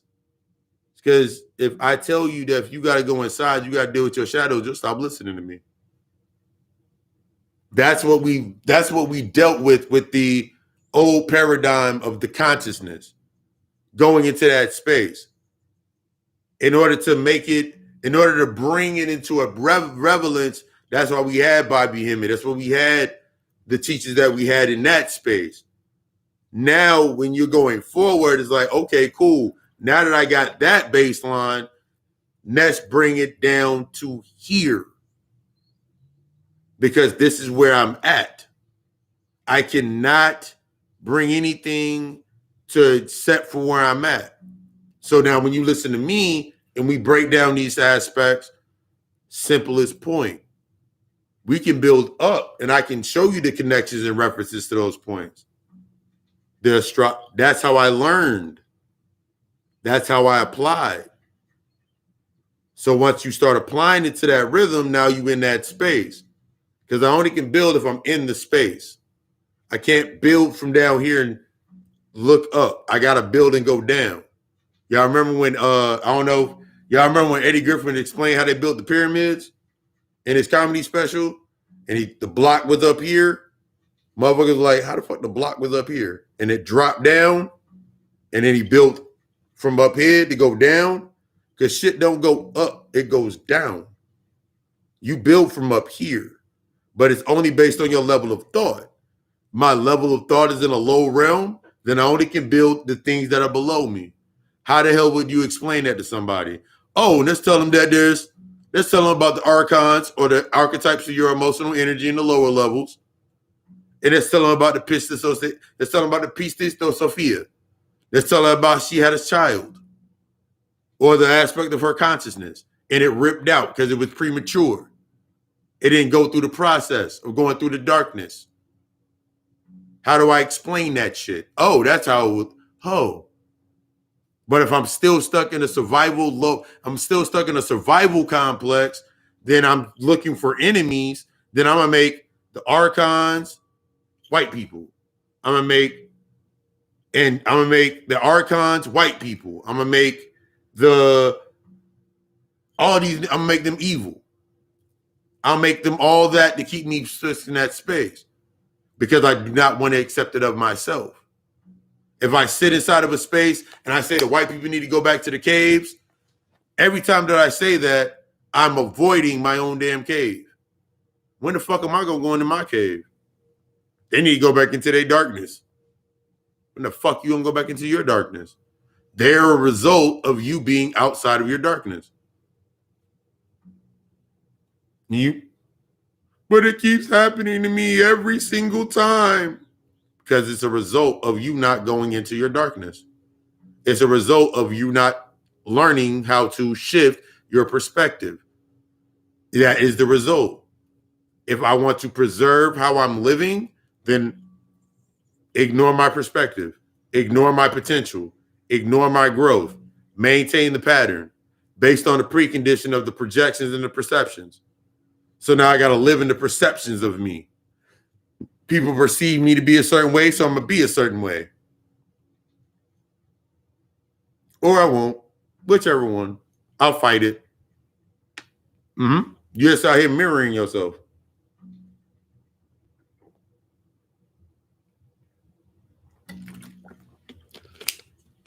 That's why I stress that's why I don't, and you go past the point of reaction. Remember, everything's on a point of reaction. You can sit in a space and you can say a bunch of shit, and if it don't do what it need to do based on your predisposition or what you feel it should do, kill your damn self. You'll go fucking mad.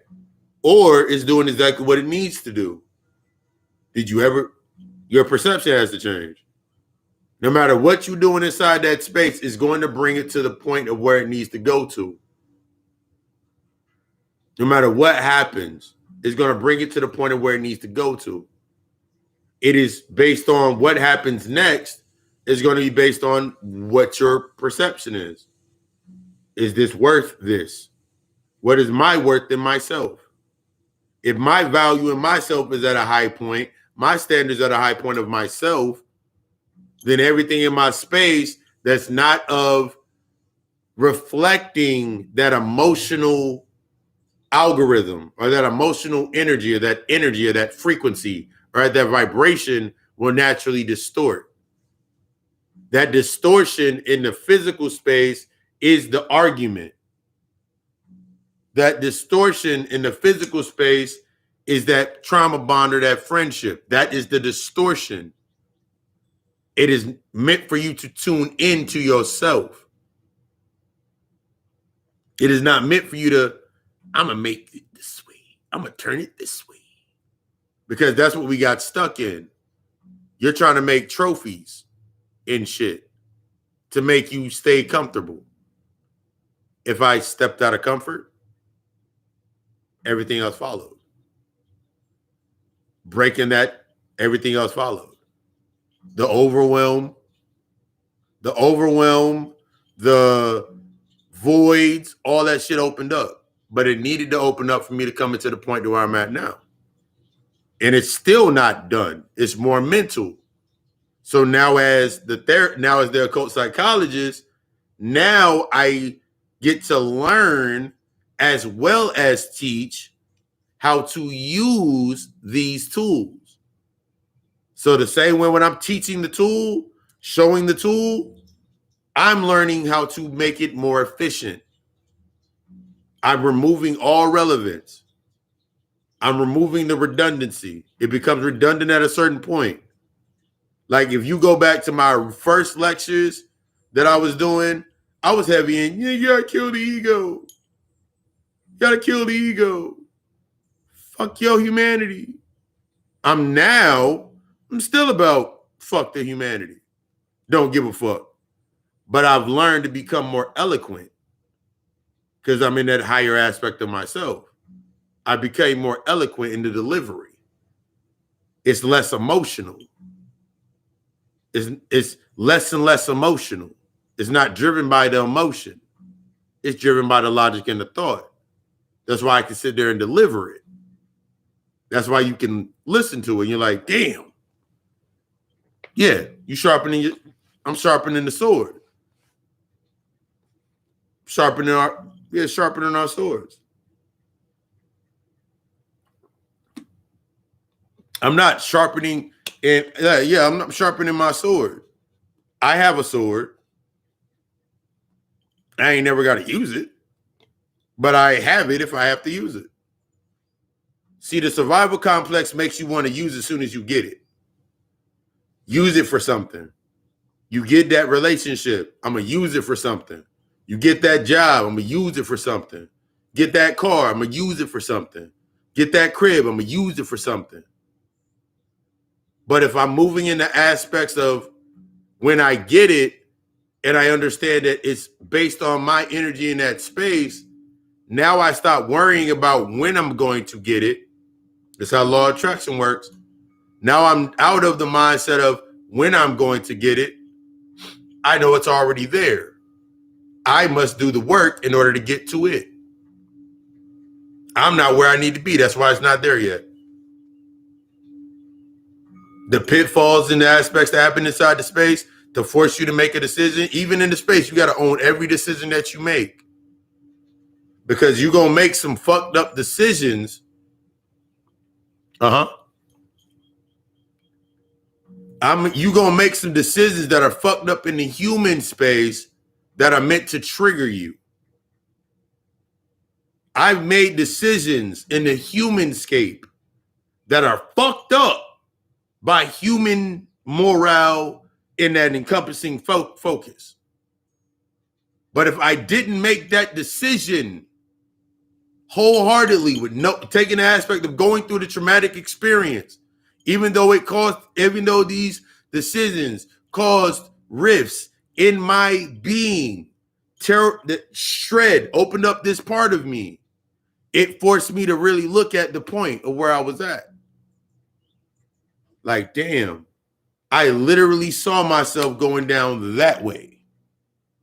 But because of this decision, I didn't go that way. I went this way. I'm still open to whatever comes from that way to come over here, but it's going to come at a different stream, a different cadence, a different note. I'm open to the note. I'm open to the change. And that's how this is you evolving.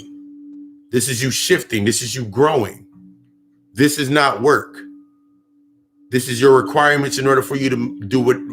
These are the requirements that you need to do to become the most efficient version of yourself to get everything that you desire. Luxury is not based in relevance. That's why you see them. That's why down here you see a motherfucker that got the $6.5 billion house ain't happy, and the motherfucker that got the studio apartment in the hood ain't happy. They both looking at each other. I remember when I had it that easy. I remember when I had it that. I remember when I started there, and this motherfucker like, how do I get to that point? They both stuck in the same emotional point. So now look at your space and ask yourself that. That's why I always ask the question. Is it really a lack of something? Or is it going to shift me to do something greater with myself? I got to stop using the victim complex. I got to stop using the victim complex and stop living behind my trauma. Mm-hmm. You sitting here still in the stand. I did a podcast episode on this. You in the stands, you got motherfuckers in the stands. You running the track. You worried about the people in the stands are saying about you, and the people in the stands is worried about what you feel about them. Neither one of y'all going nowhere. The bystander and the motherfucking nigga that's running the race. Same motherfucking person. That's you looking at you, looking back at you. Upset. Mad. To stay separated from yourself. Why? Because you were used to separation. You were used to separation. You scared of that aspect. You scared. Give you something to think about. 1 second.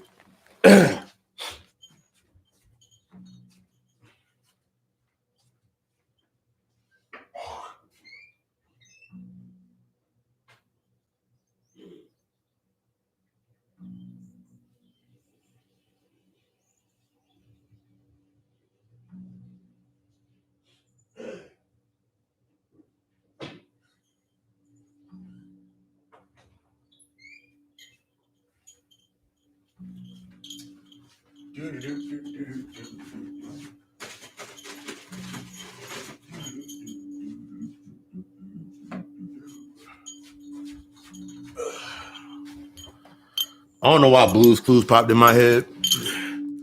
You are sitting in your space. Think about this. I don't know how many of you guys were alive or anybody's going to watch this afterwards.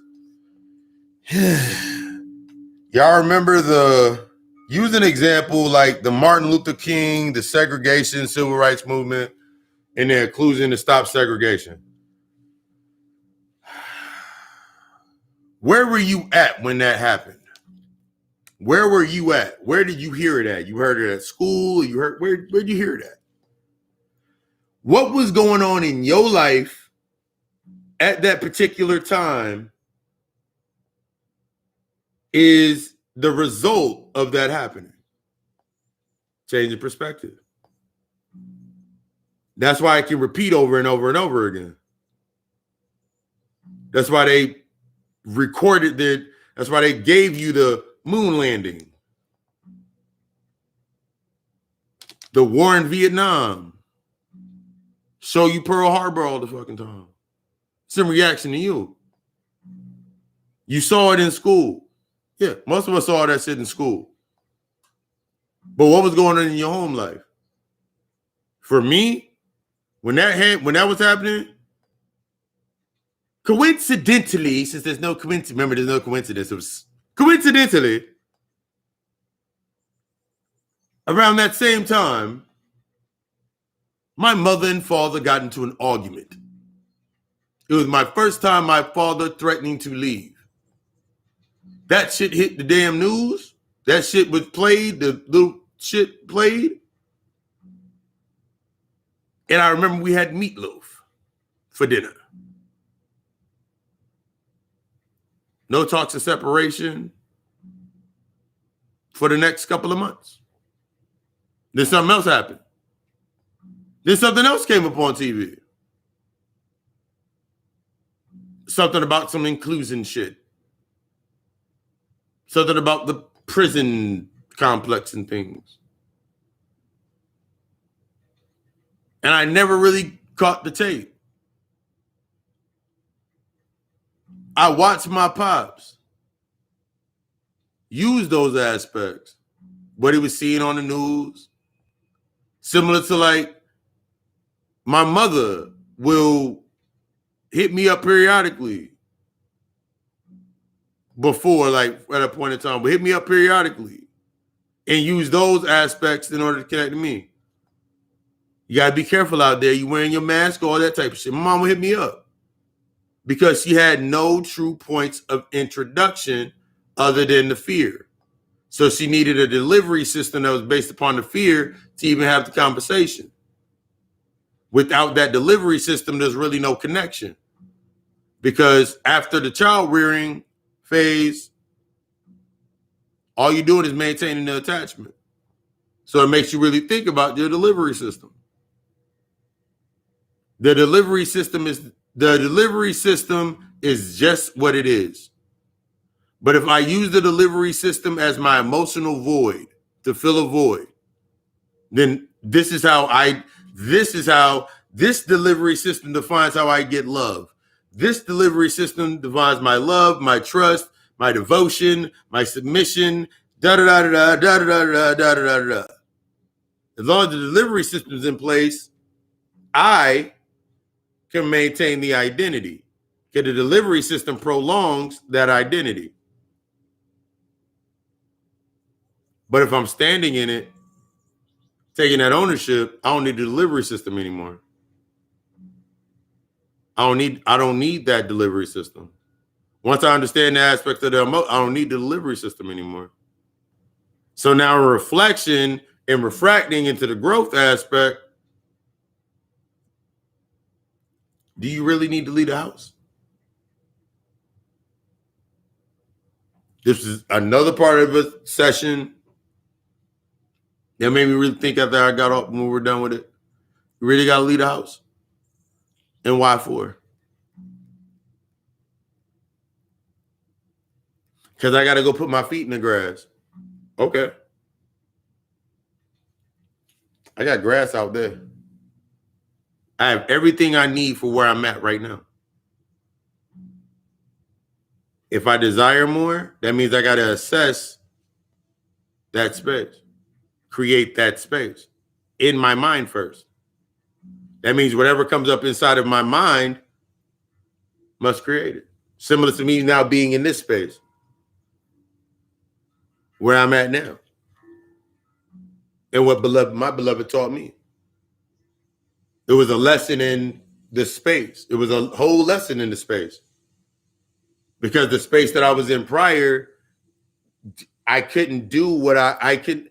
It would have not have seeded, or the seed would have not have taken in that space for the delivery from where I'm at now would not have worked in that space. So now I'm in a new space. Maintaining this space into the mindset, creating this space. As we develop to the new space, you got to change your mindset.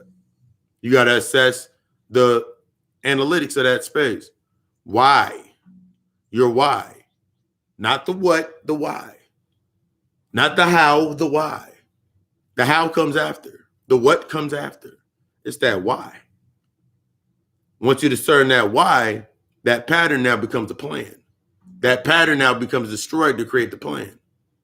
Now you set the tone of the plan. Now you do whatever it is to set that new tone of that plan. That plan requires a new standard. That plan requires removing some red tape.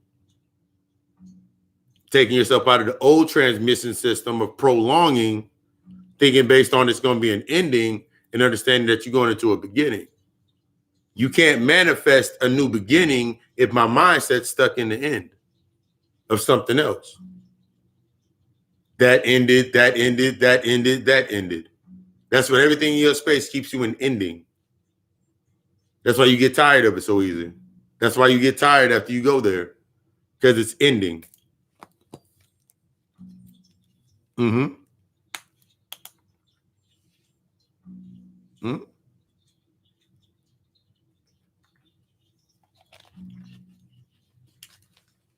You're changing the perspectives of why.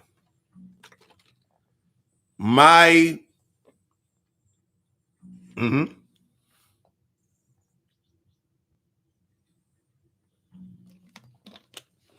Exactly.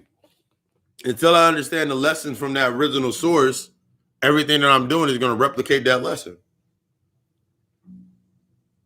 Until I understand the root of the source, as Johnny just he pointed out, until I understand the lessons from that source, I shall, just as we talked about the replication, I shall only replicate the lesson and then be stuck in reacting to it again. Instead of sitting there like, ooh, it's time to learn. Why you think learning is so boring? Everything becomes a question to yourself. You can look back at the levels of yourself. I remember the thing for me was I did not finish high school. I didn't finish traditional high school. I had to go online and do my online shit to get my diploma. For a long time, that haunted me. That was a traumatic experience because I was remembering how I got kicked out of school and then I had to move because I was in between some shit emotionally anyway. So that stayed and it rooted in my mind. The aspects of higher education. I had a fear of higher education because I had to challenge who the fuck I was. Because at the point in time, the reason that I got removed from that one school and had to go back up north to the other school is because the other school housed my identity. This school down here, it didn't house that identity. It wasn't authentic to that. It wasn't authentic to what I was becoming. Down here was an identity, up there was real life. It's easy to remain in an identity because you're not faced with the real life. It's easy. You can remain the realest nigga in the room, the baddest bitch in the room, the most independent motherfucker in the planet. It's easy to do that because you created an environment that makes it easy. But let's push your independence to the next level. Let's push that being the bad bitch to the next level, the real nigga to the next level. Let's push it to the point of destruction. Because your identity destroys your ability to connect. Remember? Think about that. Your identity creates the illusion of destruction. So it avoids the destruction and death or the transition.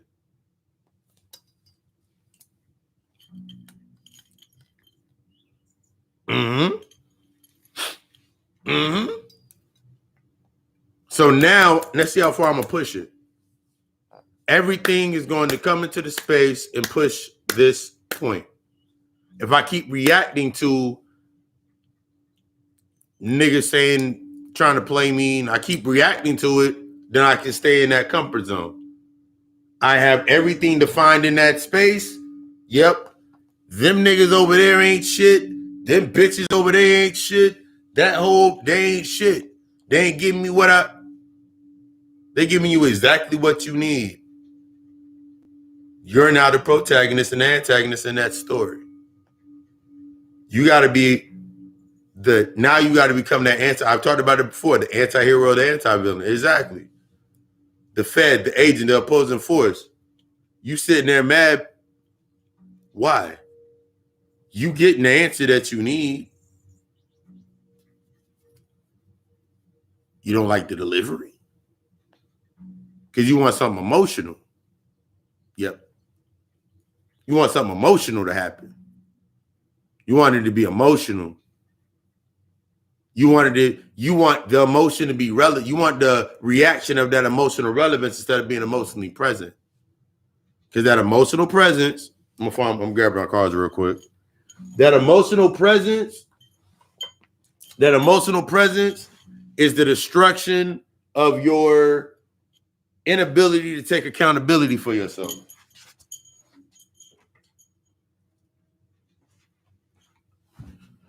That emotional presence takes away the ability to deflect from taking accountability. Being emotionally present takes away the ability, it takes that deal off the table, so to speak. Takes that deal off the table. That deflection, it takes the deal off of the table.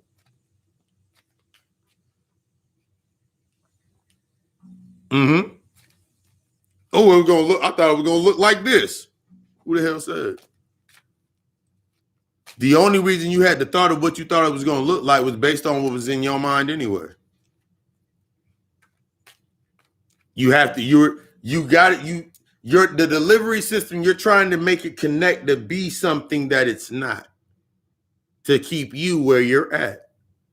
That's why when most people look, that's when most people look at things like, use an example. You can use the example of if you get stuck with it, if you're still bounded to something fundamentally, in a fundamental sense, the world reacts to you and creates religion based on what you are bounded to, based on the pageantry. Anything that you are attached to or you feel bound to based on feeling a narrative or emotional void, that is your religion. Because religion simply means to bind, simplify.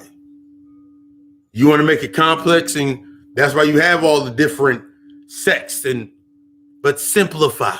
Religion simply means to bind. So when you're triggered, what are you bound to? Until you deal with, until you understand what you are bound to, guess what you're going to keep creating in your life? Even when you come into the aspects of your spirituality or your internal work or your more authentic self, your enlightenment. The movie image.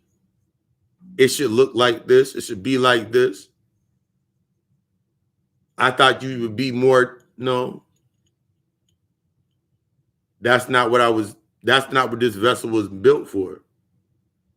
Your vessel is built based off of your traumas.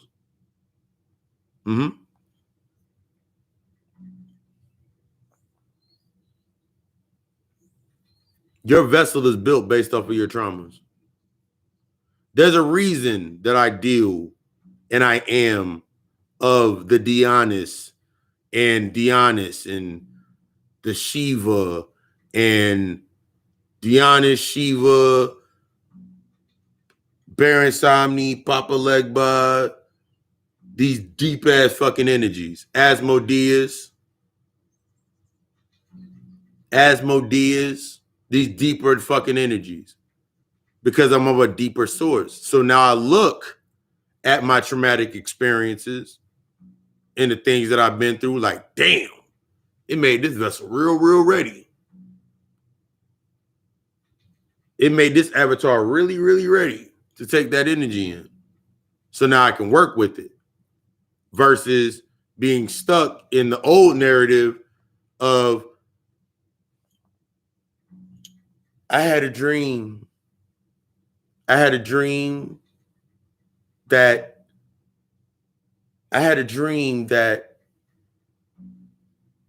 Shiva walked into my room and tucked me into bed. I felt love, like I had a father. No, the motherfucker's showing you that that's what the energy is showing you that you need to deal with in order to interface with that energy. Instead of you sitting there like, oh, hell nah, it's gay. What? How else do you think you interface with the energy? Is that we...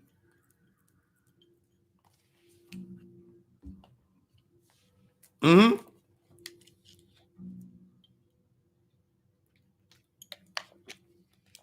This is your shift.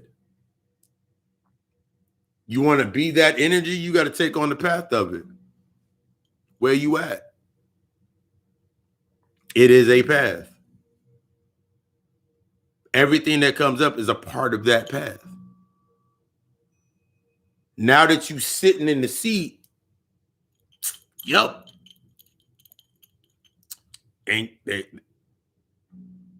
This roller coaster is only at its peak.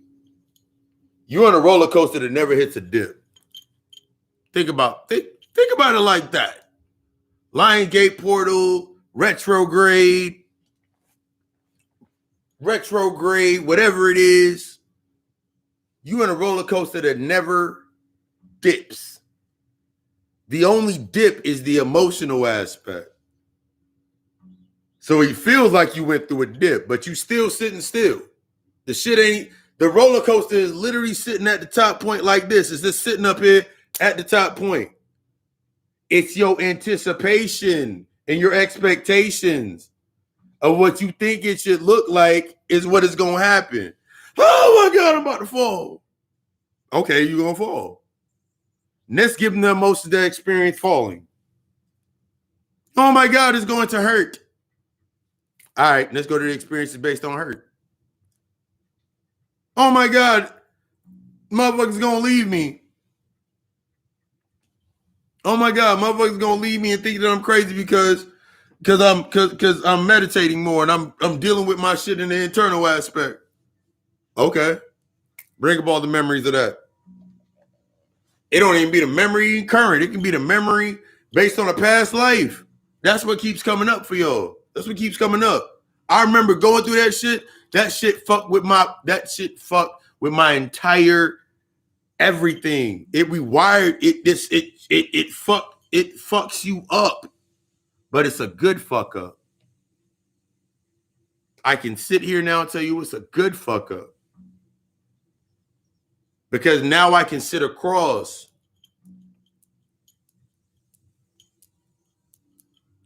and give you the experience. You like, oh shit, how the fuck did I get here? And you've been trying to get back ever since. Like, oh shit, how the fuck did this happen? I was good.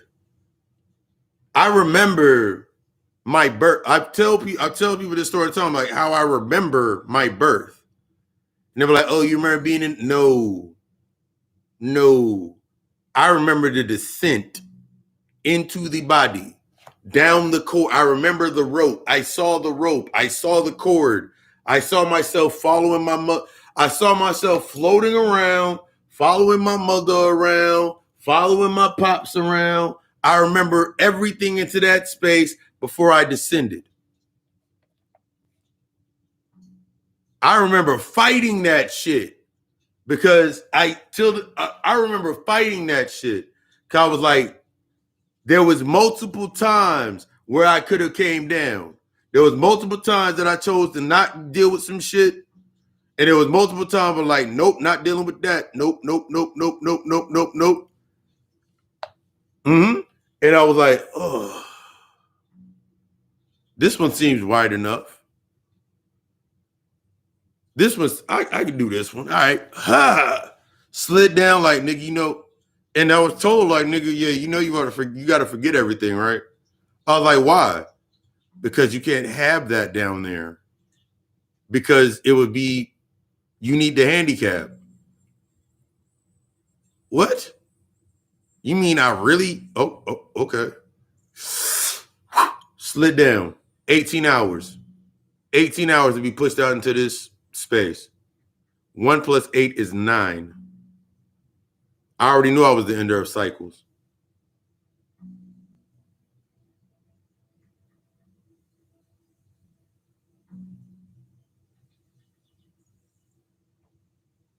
the year, everything led to 9s, 7s, ending shit, destruction, Solar's number based in destruction.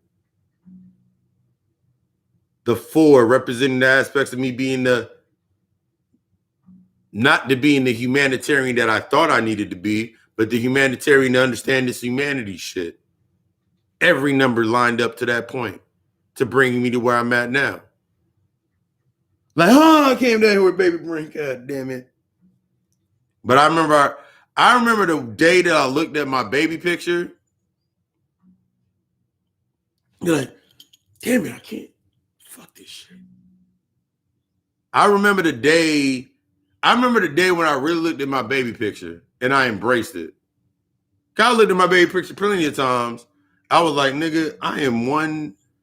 Nigga, I look great. I would say all these things. I said all these things to make myself feel good about myself, like in my baby picture. But when I looked at my baby picture and embraced it, I'm going to give y'all the exact example of what my baby picture looked like. I came out the baby picture. There's 2 baby pictures that were taken.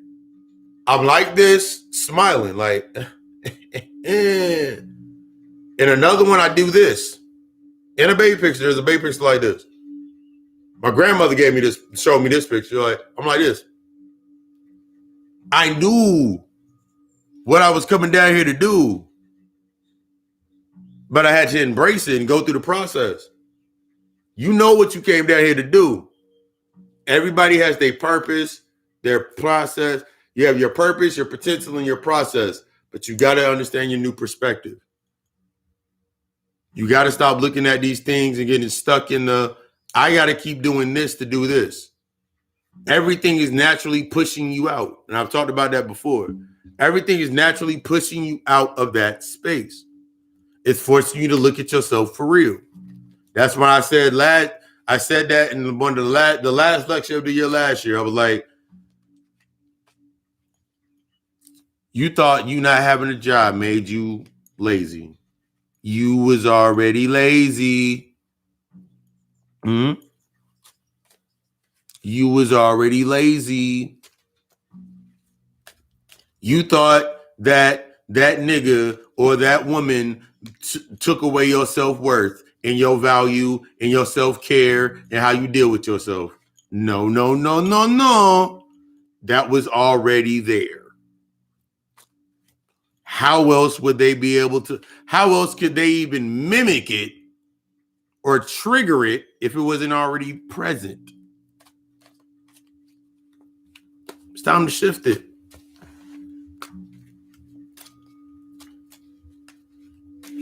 As we get these cars ready, nice little buildy build.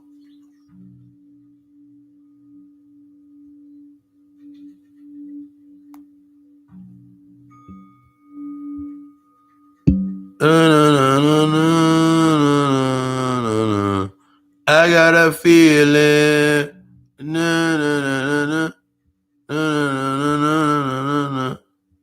What we doing? This is the Q&A period. I love the flow of the questions during the lecture. Much gratitude.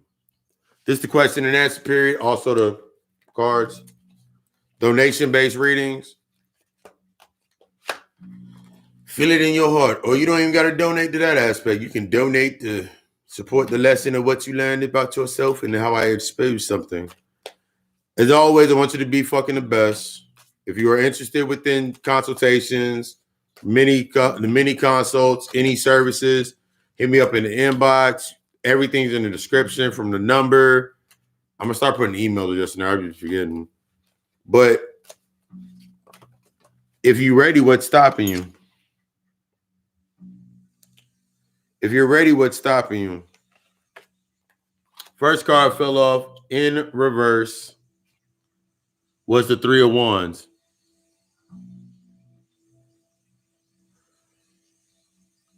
3 of Wands represents the loss of identity, the struggle. If this is right side up, I can just read the energy off of it.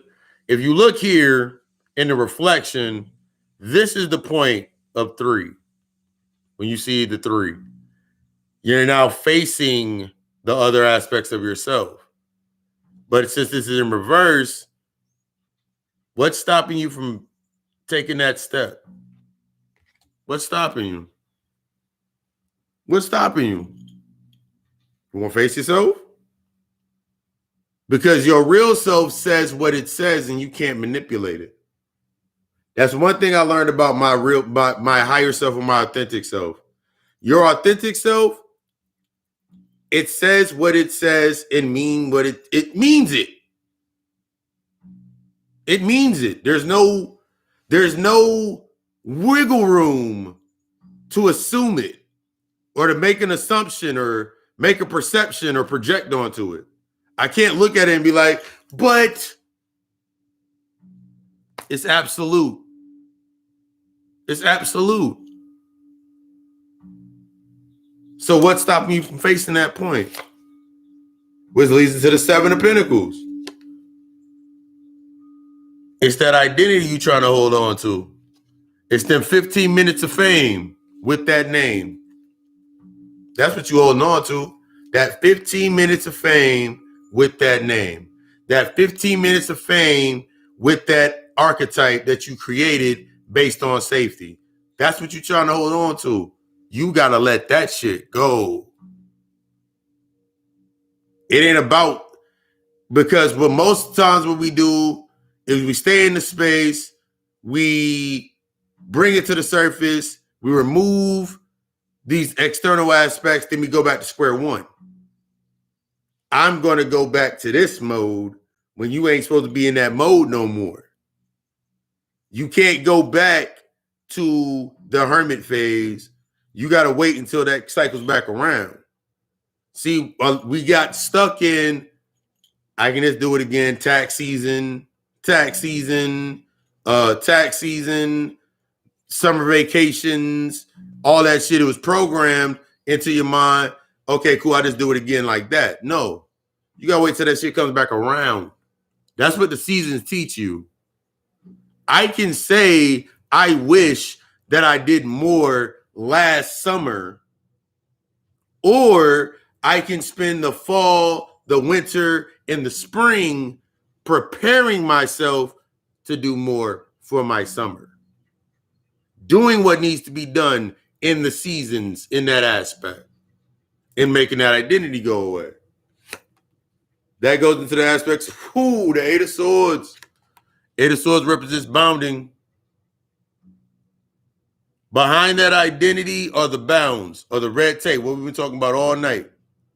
So now, if we look at this card, using it as a visual aspect, her hands are right here, right there by where she can see where she's at.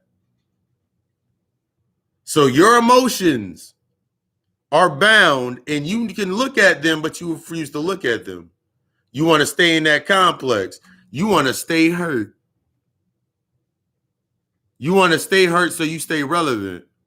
As long as you stay hurt or in that space of being hurt, you stay relevant.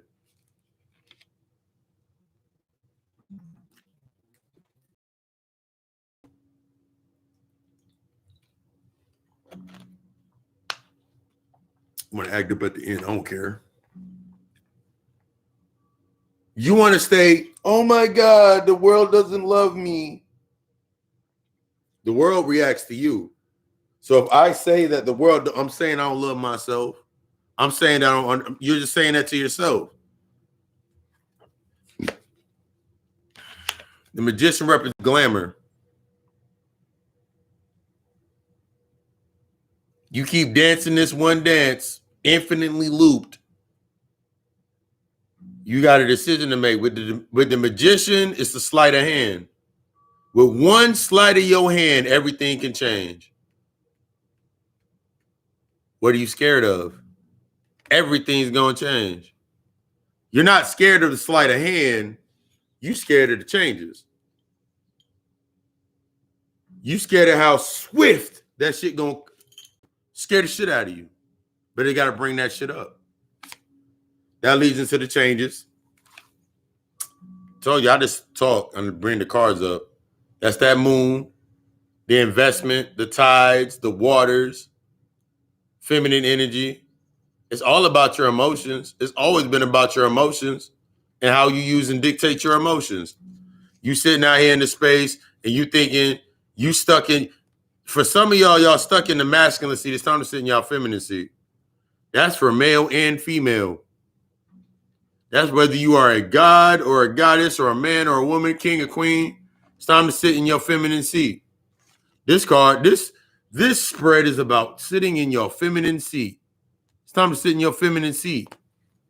It's time to sit in the emotion. It's time to deal with the roots to those emotions. It's time to deal with the roots to a lot of the shit. Here's the crazy part. You put the root on yourself. You put the curse on yourself. You put the condition on yourself. You did it. Nobody did it. You did it. And you want to stay there. Nah, got to invest in that change. Which leads into the Three of Pentacles. Three of Pentacles represents time to do that work. That new guild, that new energy, it's time to do that work.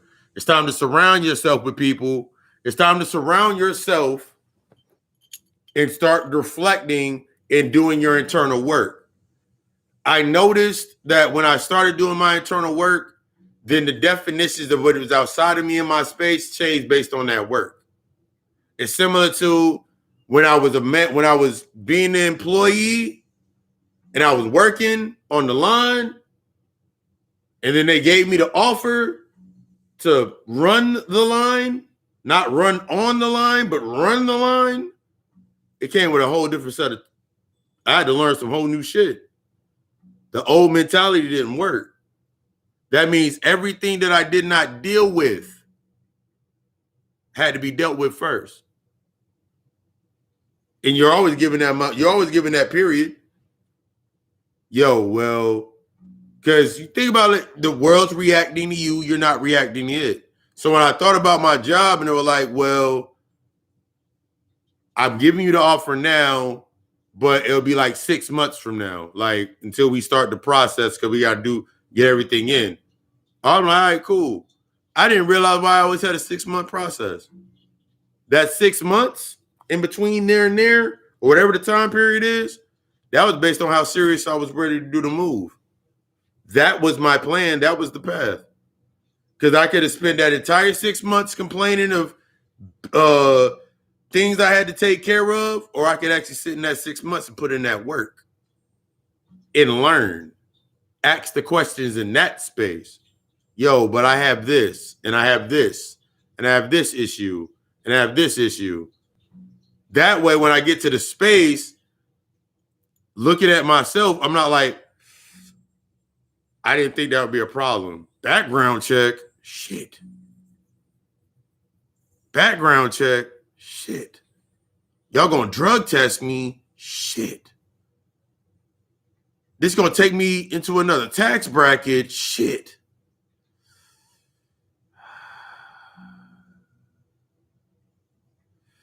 I was very comfortable in not having to, damn, shit. Yeah, it's time to change that new guild and learn that. So, and that's going to lead you into this cup. I always talk about the Ace of Cups. You're overflowing. But what are you overflowing in? What emotions are you overflowing with?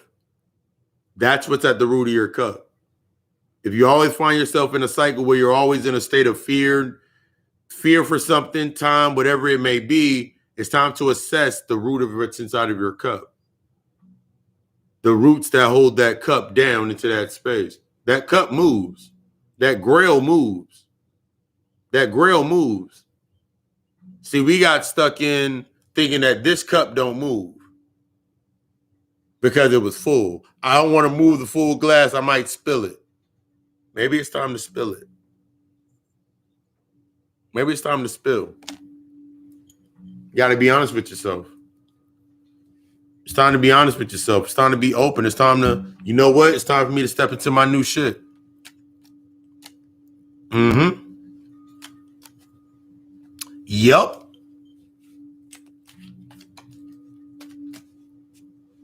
I love when a plan come together.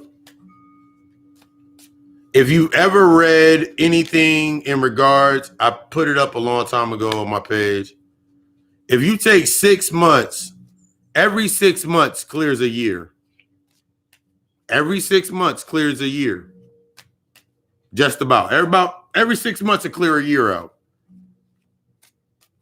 That's why when you look at this is business. This ain't no fucking, you keep thinking human shit. This is a business. That's why in November, that's why when you see in November, that's when they drop the budget for next year. That's why they dropped the budget for next year in November. To set that tone of that intake, that's why they gave your ass the holiday season, Black Friday. The world reacting to you. You ain't reacting to it. That's why they gave you the Black Friday. What the fuck? How does that? Yeah, that's how they gave it to you. Because they need to recoup they got to recoup the energy to start the next year. You still mad because, man, it ain't New Year's until spring when the year becomes the spring. You still looking at it from a human space. This shit down here based on business. You want to wait until spring to celebrate some shit so you can start your new year. But if I look at the lesson plan, my new year starts in November. My planning for next year starts in November. Or the end of my fiscal starts in November. That means by November, I already got some plans in play. I already got my rituals lined up. I know exactly how I'm going to face the day. I know exactly how I'm going to face the next moment. Instead of me sitting in the old mindset of like, damn, it's already another year. It's already January. My birthday coming up. Damn, I got all these parties and shit. I ain't gotta go to none of that shit. Gift card.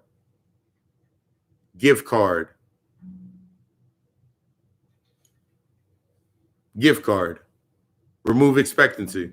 Gift card. Here you go. That's what you're doing with your energy now. To adjust this right here, you got to adjust that. As you start adjusting the things internally, everything around you going to change.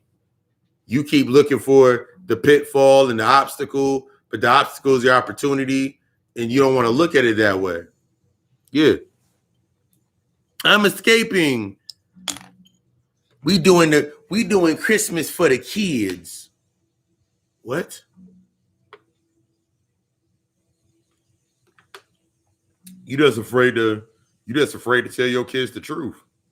Because telling your kids the truth is you afraid to tell your child the truth because you got to tell your inner child the truth. If your inner child is living in bias, then of course, if you have a child, they'll live in bias. Everything outside of you is in bias. Let's pull some more cards. Hup, yep. Mm-hmm. I knew that was coming next. We just talked about that. That's the illusion.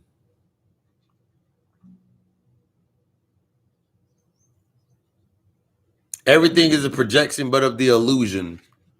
If it remains in the identity, it is an illusion that will never be granted. It's an illusion that will never be granted. And when it is granted, it will come with the same emotional points only of that identity. Now think about the relationships and good things of that nature. Think about your space in that aspect when you look at it like that. I had to look and like, am I maintaining an identity? Yes. You get shit. Don't stress yourself out to get me anything. Because you're gonna think of some shit, and I'm could have said some simple shit. I'm gonna get Lucifer a skull. What? This cash at me. You ain't gotta waste the time doing that. It's probably not what I wanted. That nigga like skulls, so I'm gonna get that. Why? If I wanted a skull, I go get it. Save yourself. Just give me a gift card. Just give me a gift card. Change your perspective. It can't be based on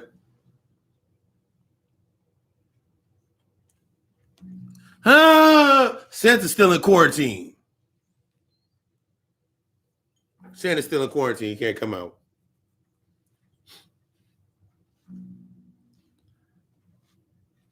Mom, why can't we get no gifts? Because Santa's still in quarantine.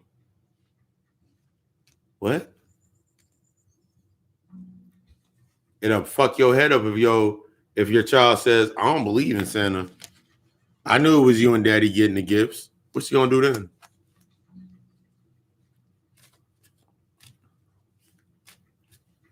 That's all you trying to maintain down here. That's all you trying to maintain down here. You're trying to maintain this perception so you can stay comfortable. But everything in the power of yourself is forcing you to go out of comfort.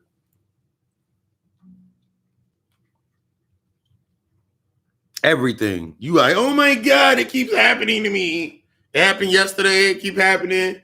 Every time I go into this door, this happened. Maybe it needs to happen. Maybe it's never been. Here's the thing that I learned in my work with myself internally. Very, very deep. It was never them. It was me. It was me looking for an excuse. It was me looking for a way out. It was me looking for a way out instead of going through. It was me looking for a way to control, not them. It was me looking for a way to betray my trust, not them. It was me cheating on myself, not them. It was always on me. It was me. It was in the way that I was constructing it based on my thought process. Once I changed that perception, started rolling through that, I literally stopped giving a fuck. I have all the compassion in the world because that gives me the ability to teach and to listen and to heal and to do the work, to do what I do. Care, like I've said this before, we don't end it with that. Caring leaves you stuck in the pattern based on reaction. That means you will only do it based on the reaction. Even when you bring it to a point of like, I just did it. Even like, give you an example. Even if your mother would cook a pie or cook Thanksgiving dinner, I just do it out of love. I remember my mom said that every single year. I remember the year that nobody came to my mom's house for Thanksgiving.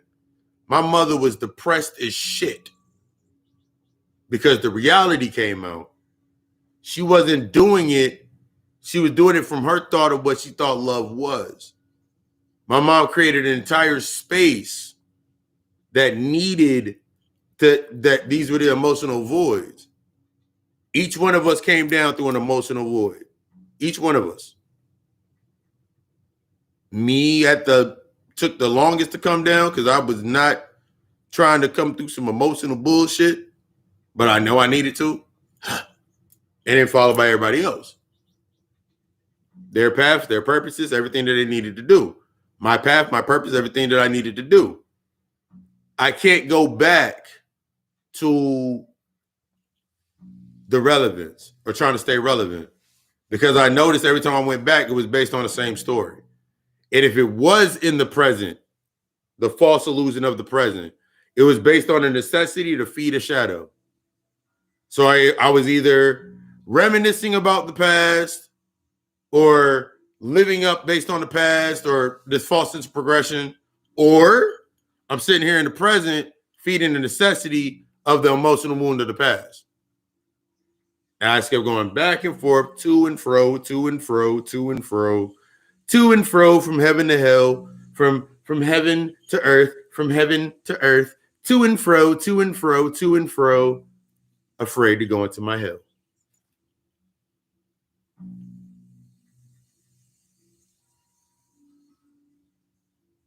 I just want you to be the fucking best. You have the two choices. Either evolve or repeat. Either accept the destruction of healing or prolong the feeling of being complete. Completion, you striving for perfection, but you're afraid of death. Perfection is balance. It's death. Perfection is nothingness. It's absolute. If I do not accept what's in my absolute, then everything in my space I have no absolution over. It just happens. It just keeps happening to me. No, it doesn't. It's in that darkness. I present you this skull. I present you this skill. How will you take it and how will you use it? I'm nothing but the delivery system and the vessel. What you gonna do? I appreciate you for coming through. I appreciate you for stopping through. This is therapy just like it is to me for y'all. As we learn, we grow, we evolve, we change, we shift. You got that choice to make. Whether you've been rocking since the beginning, you became into the middle, there's a reason that you here. What's stopping you from making the next step? That's the whole rhythm of that's the whole cadence of your life. I want you to be the fucking best. I desire you to be the fucking best. Go ahead and book that consultation. Book that mini consult or that consultation. Let's get started. This is your beginning. From here is the end of the old, the beginning of your new. Kind of remove the red tape. I love you. We love us. Ashe.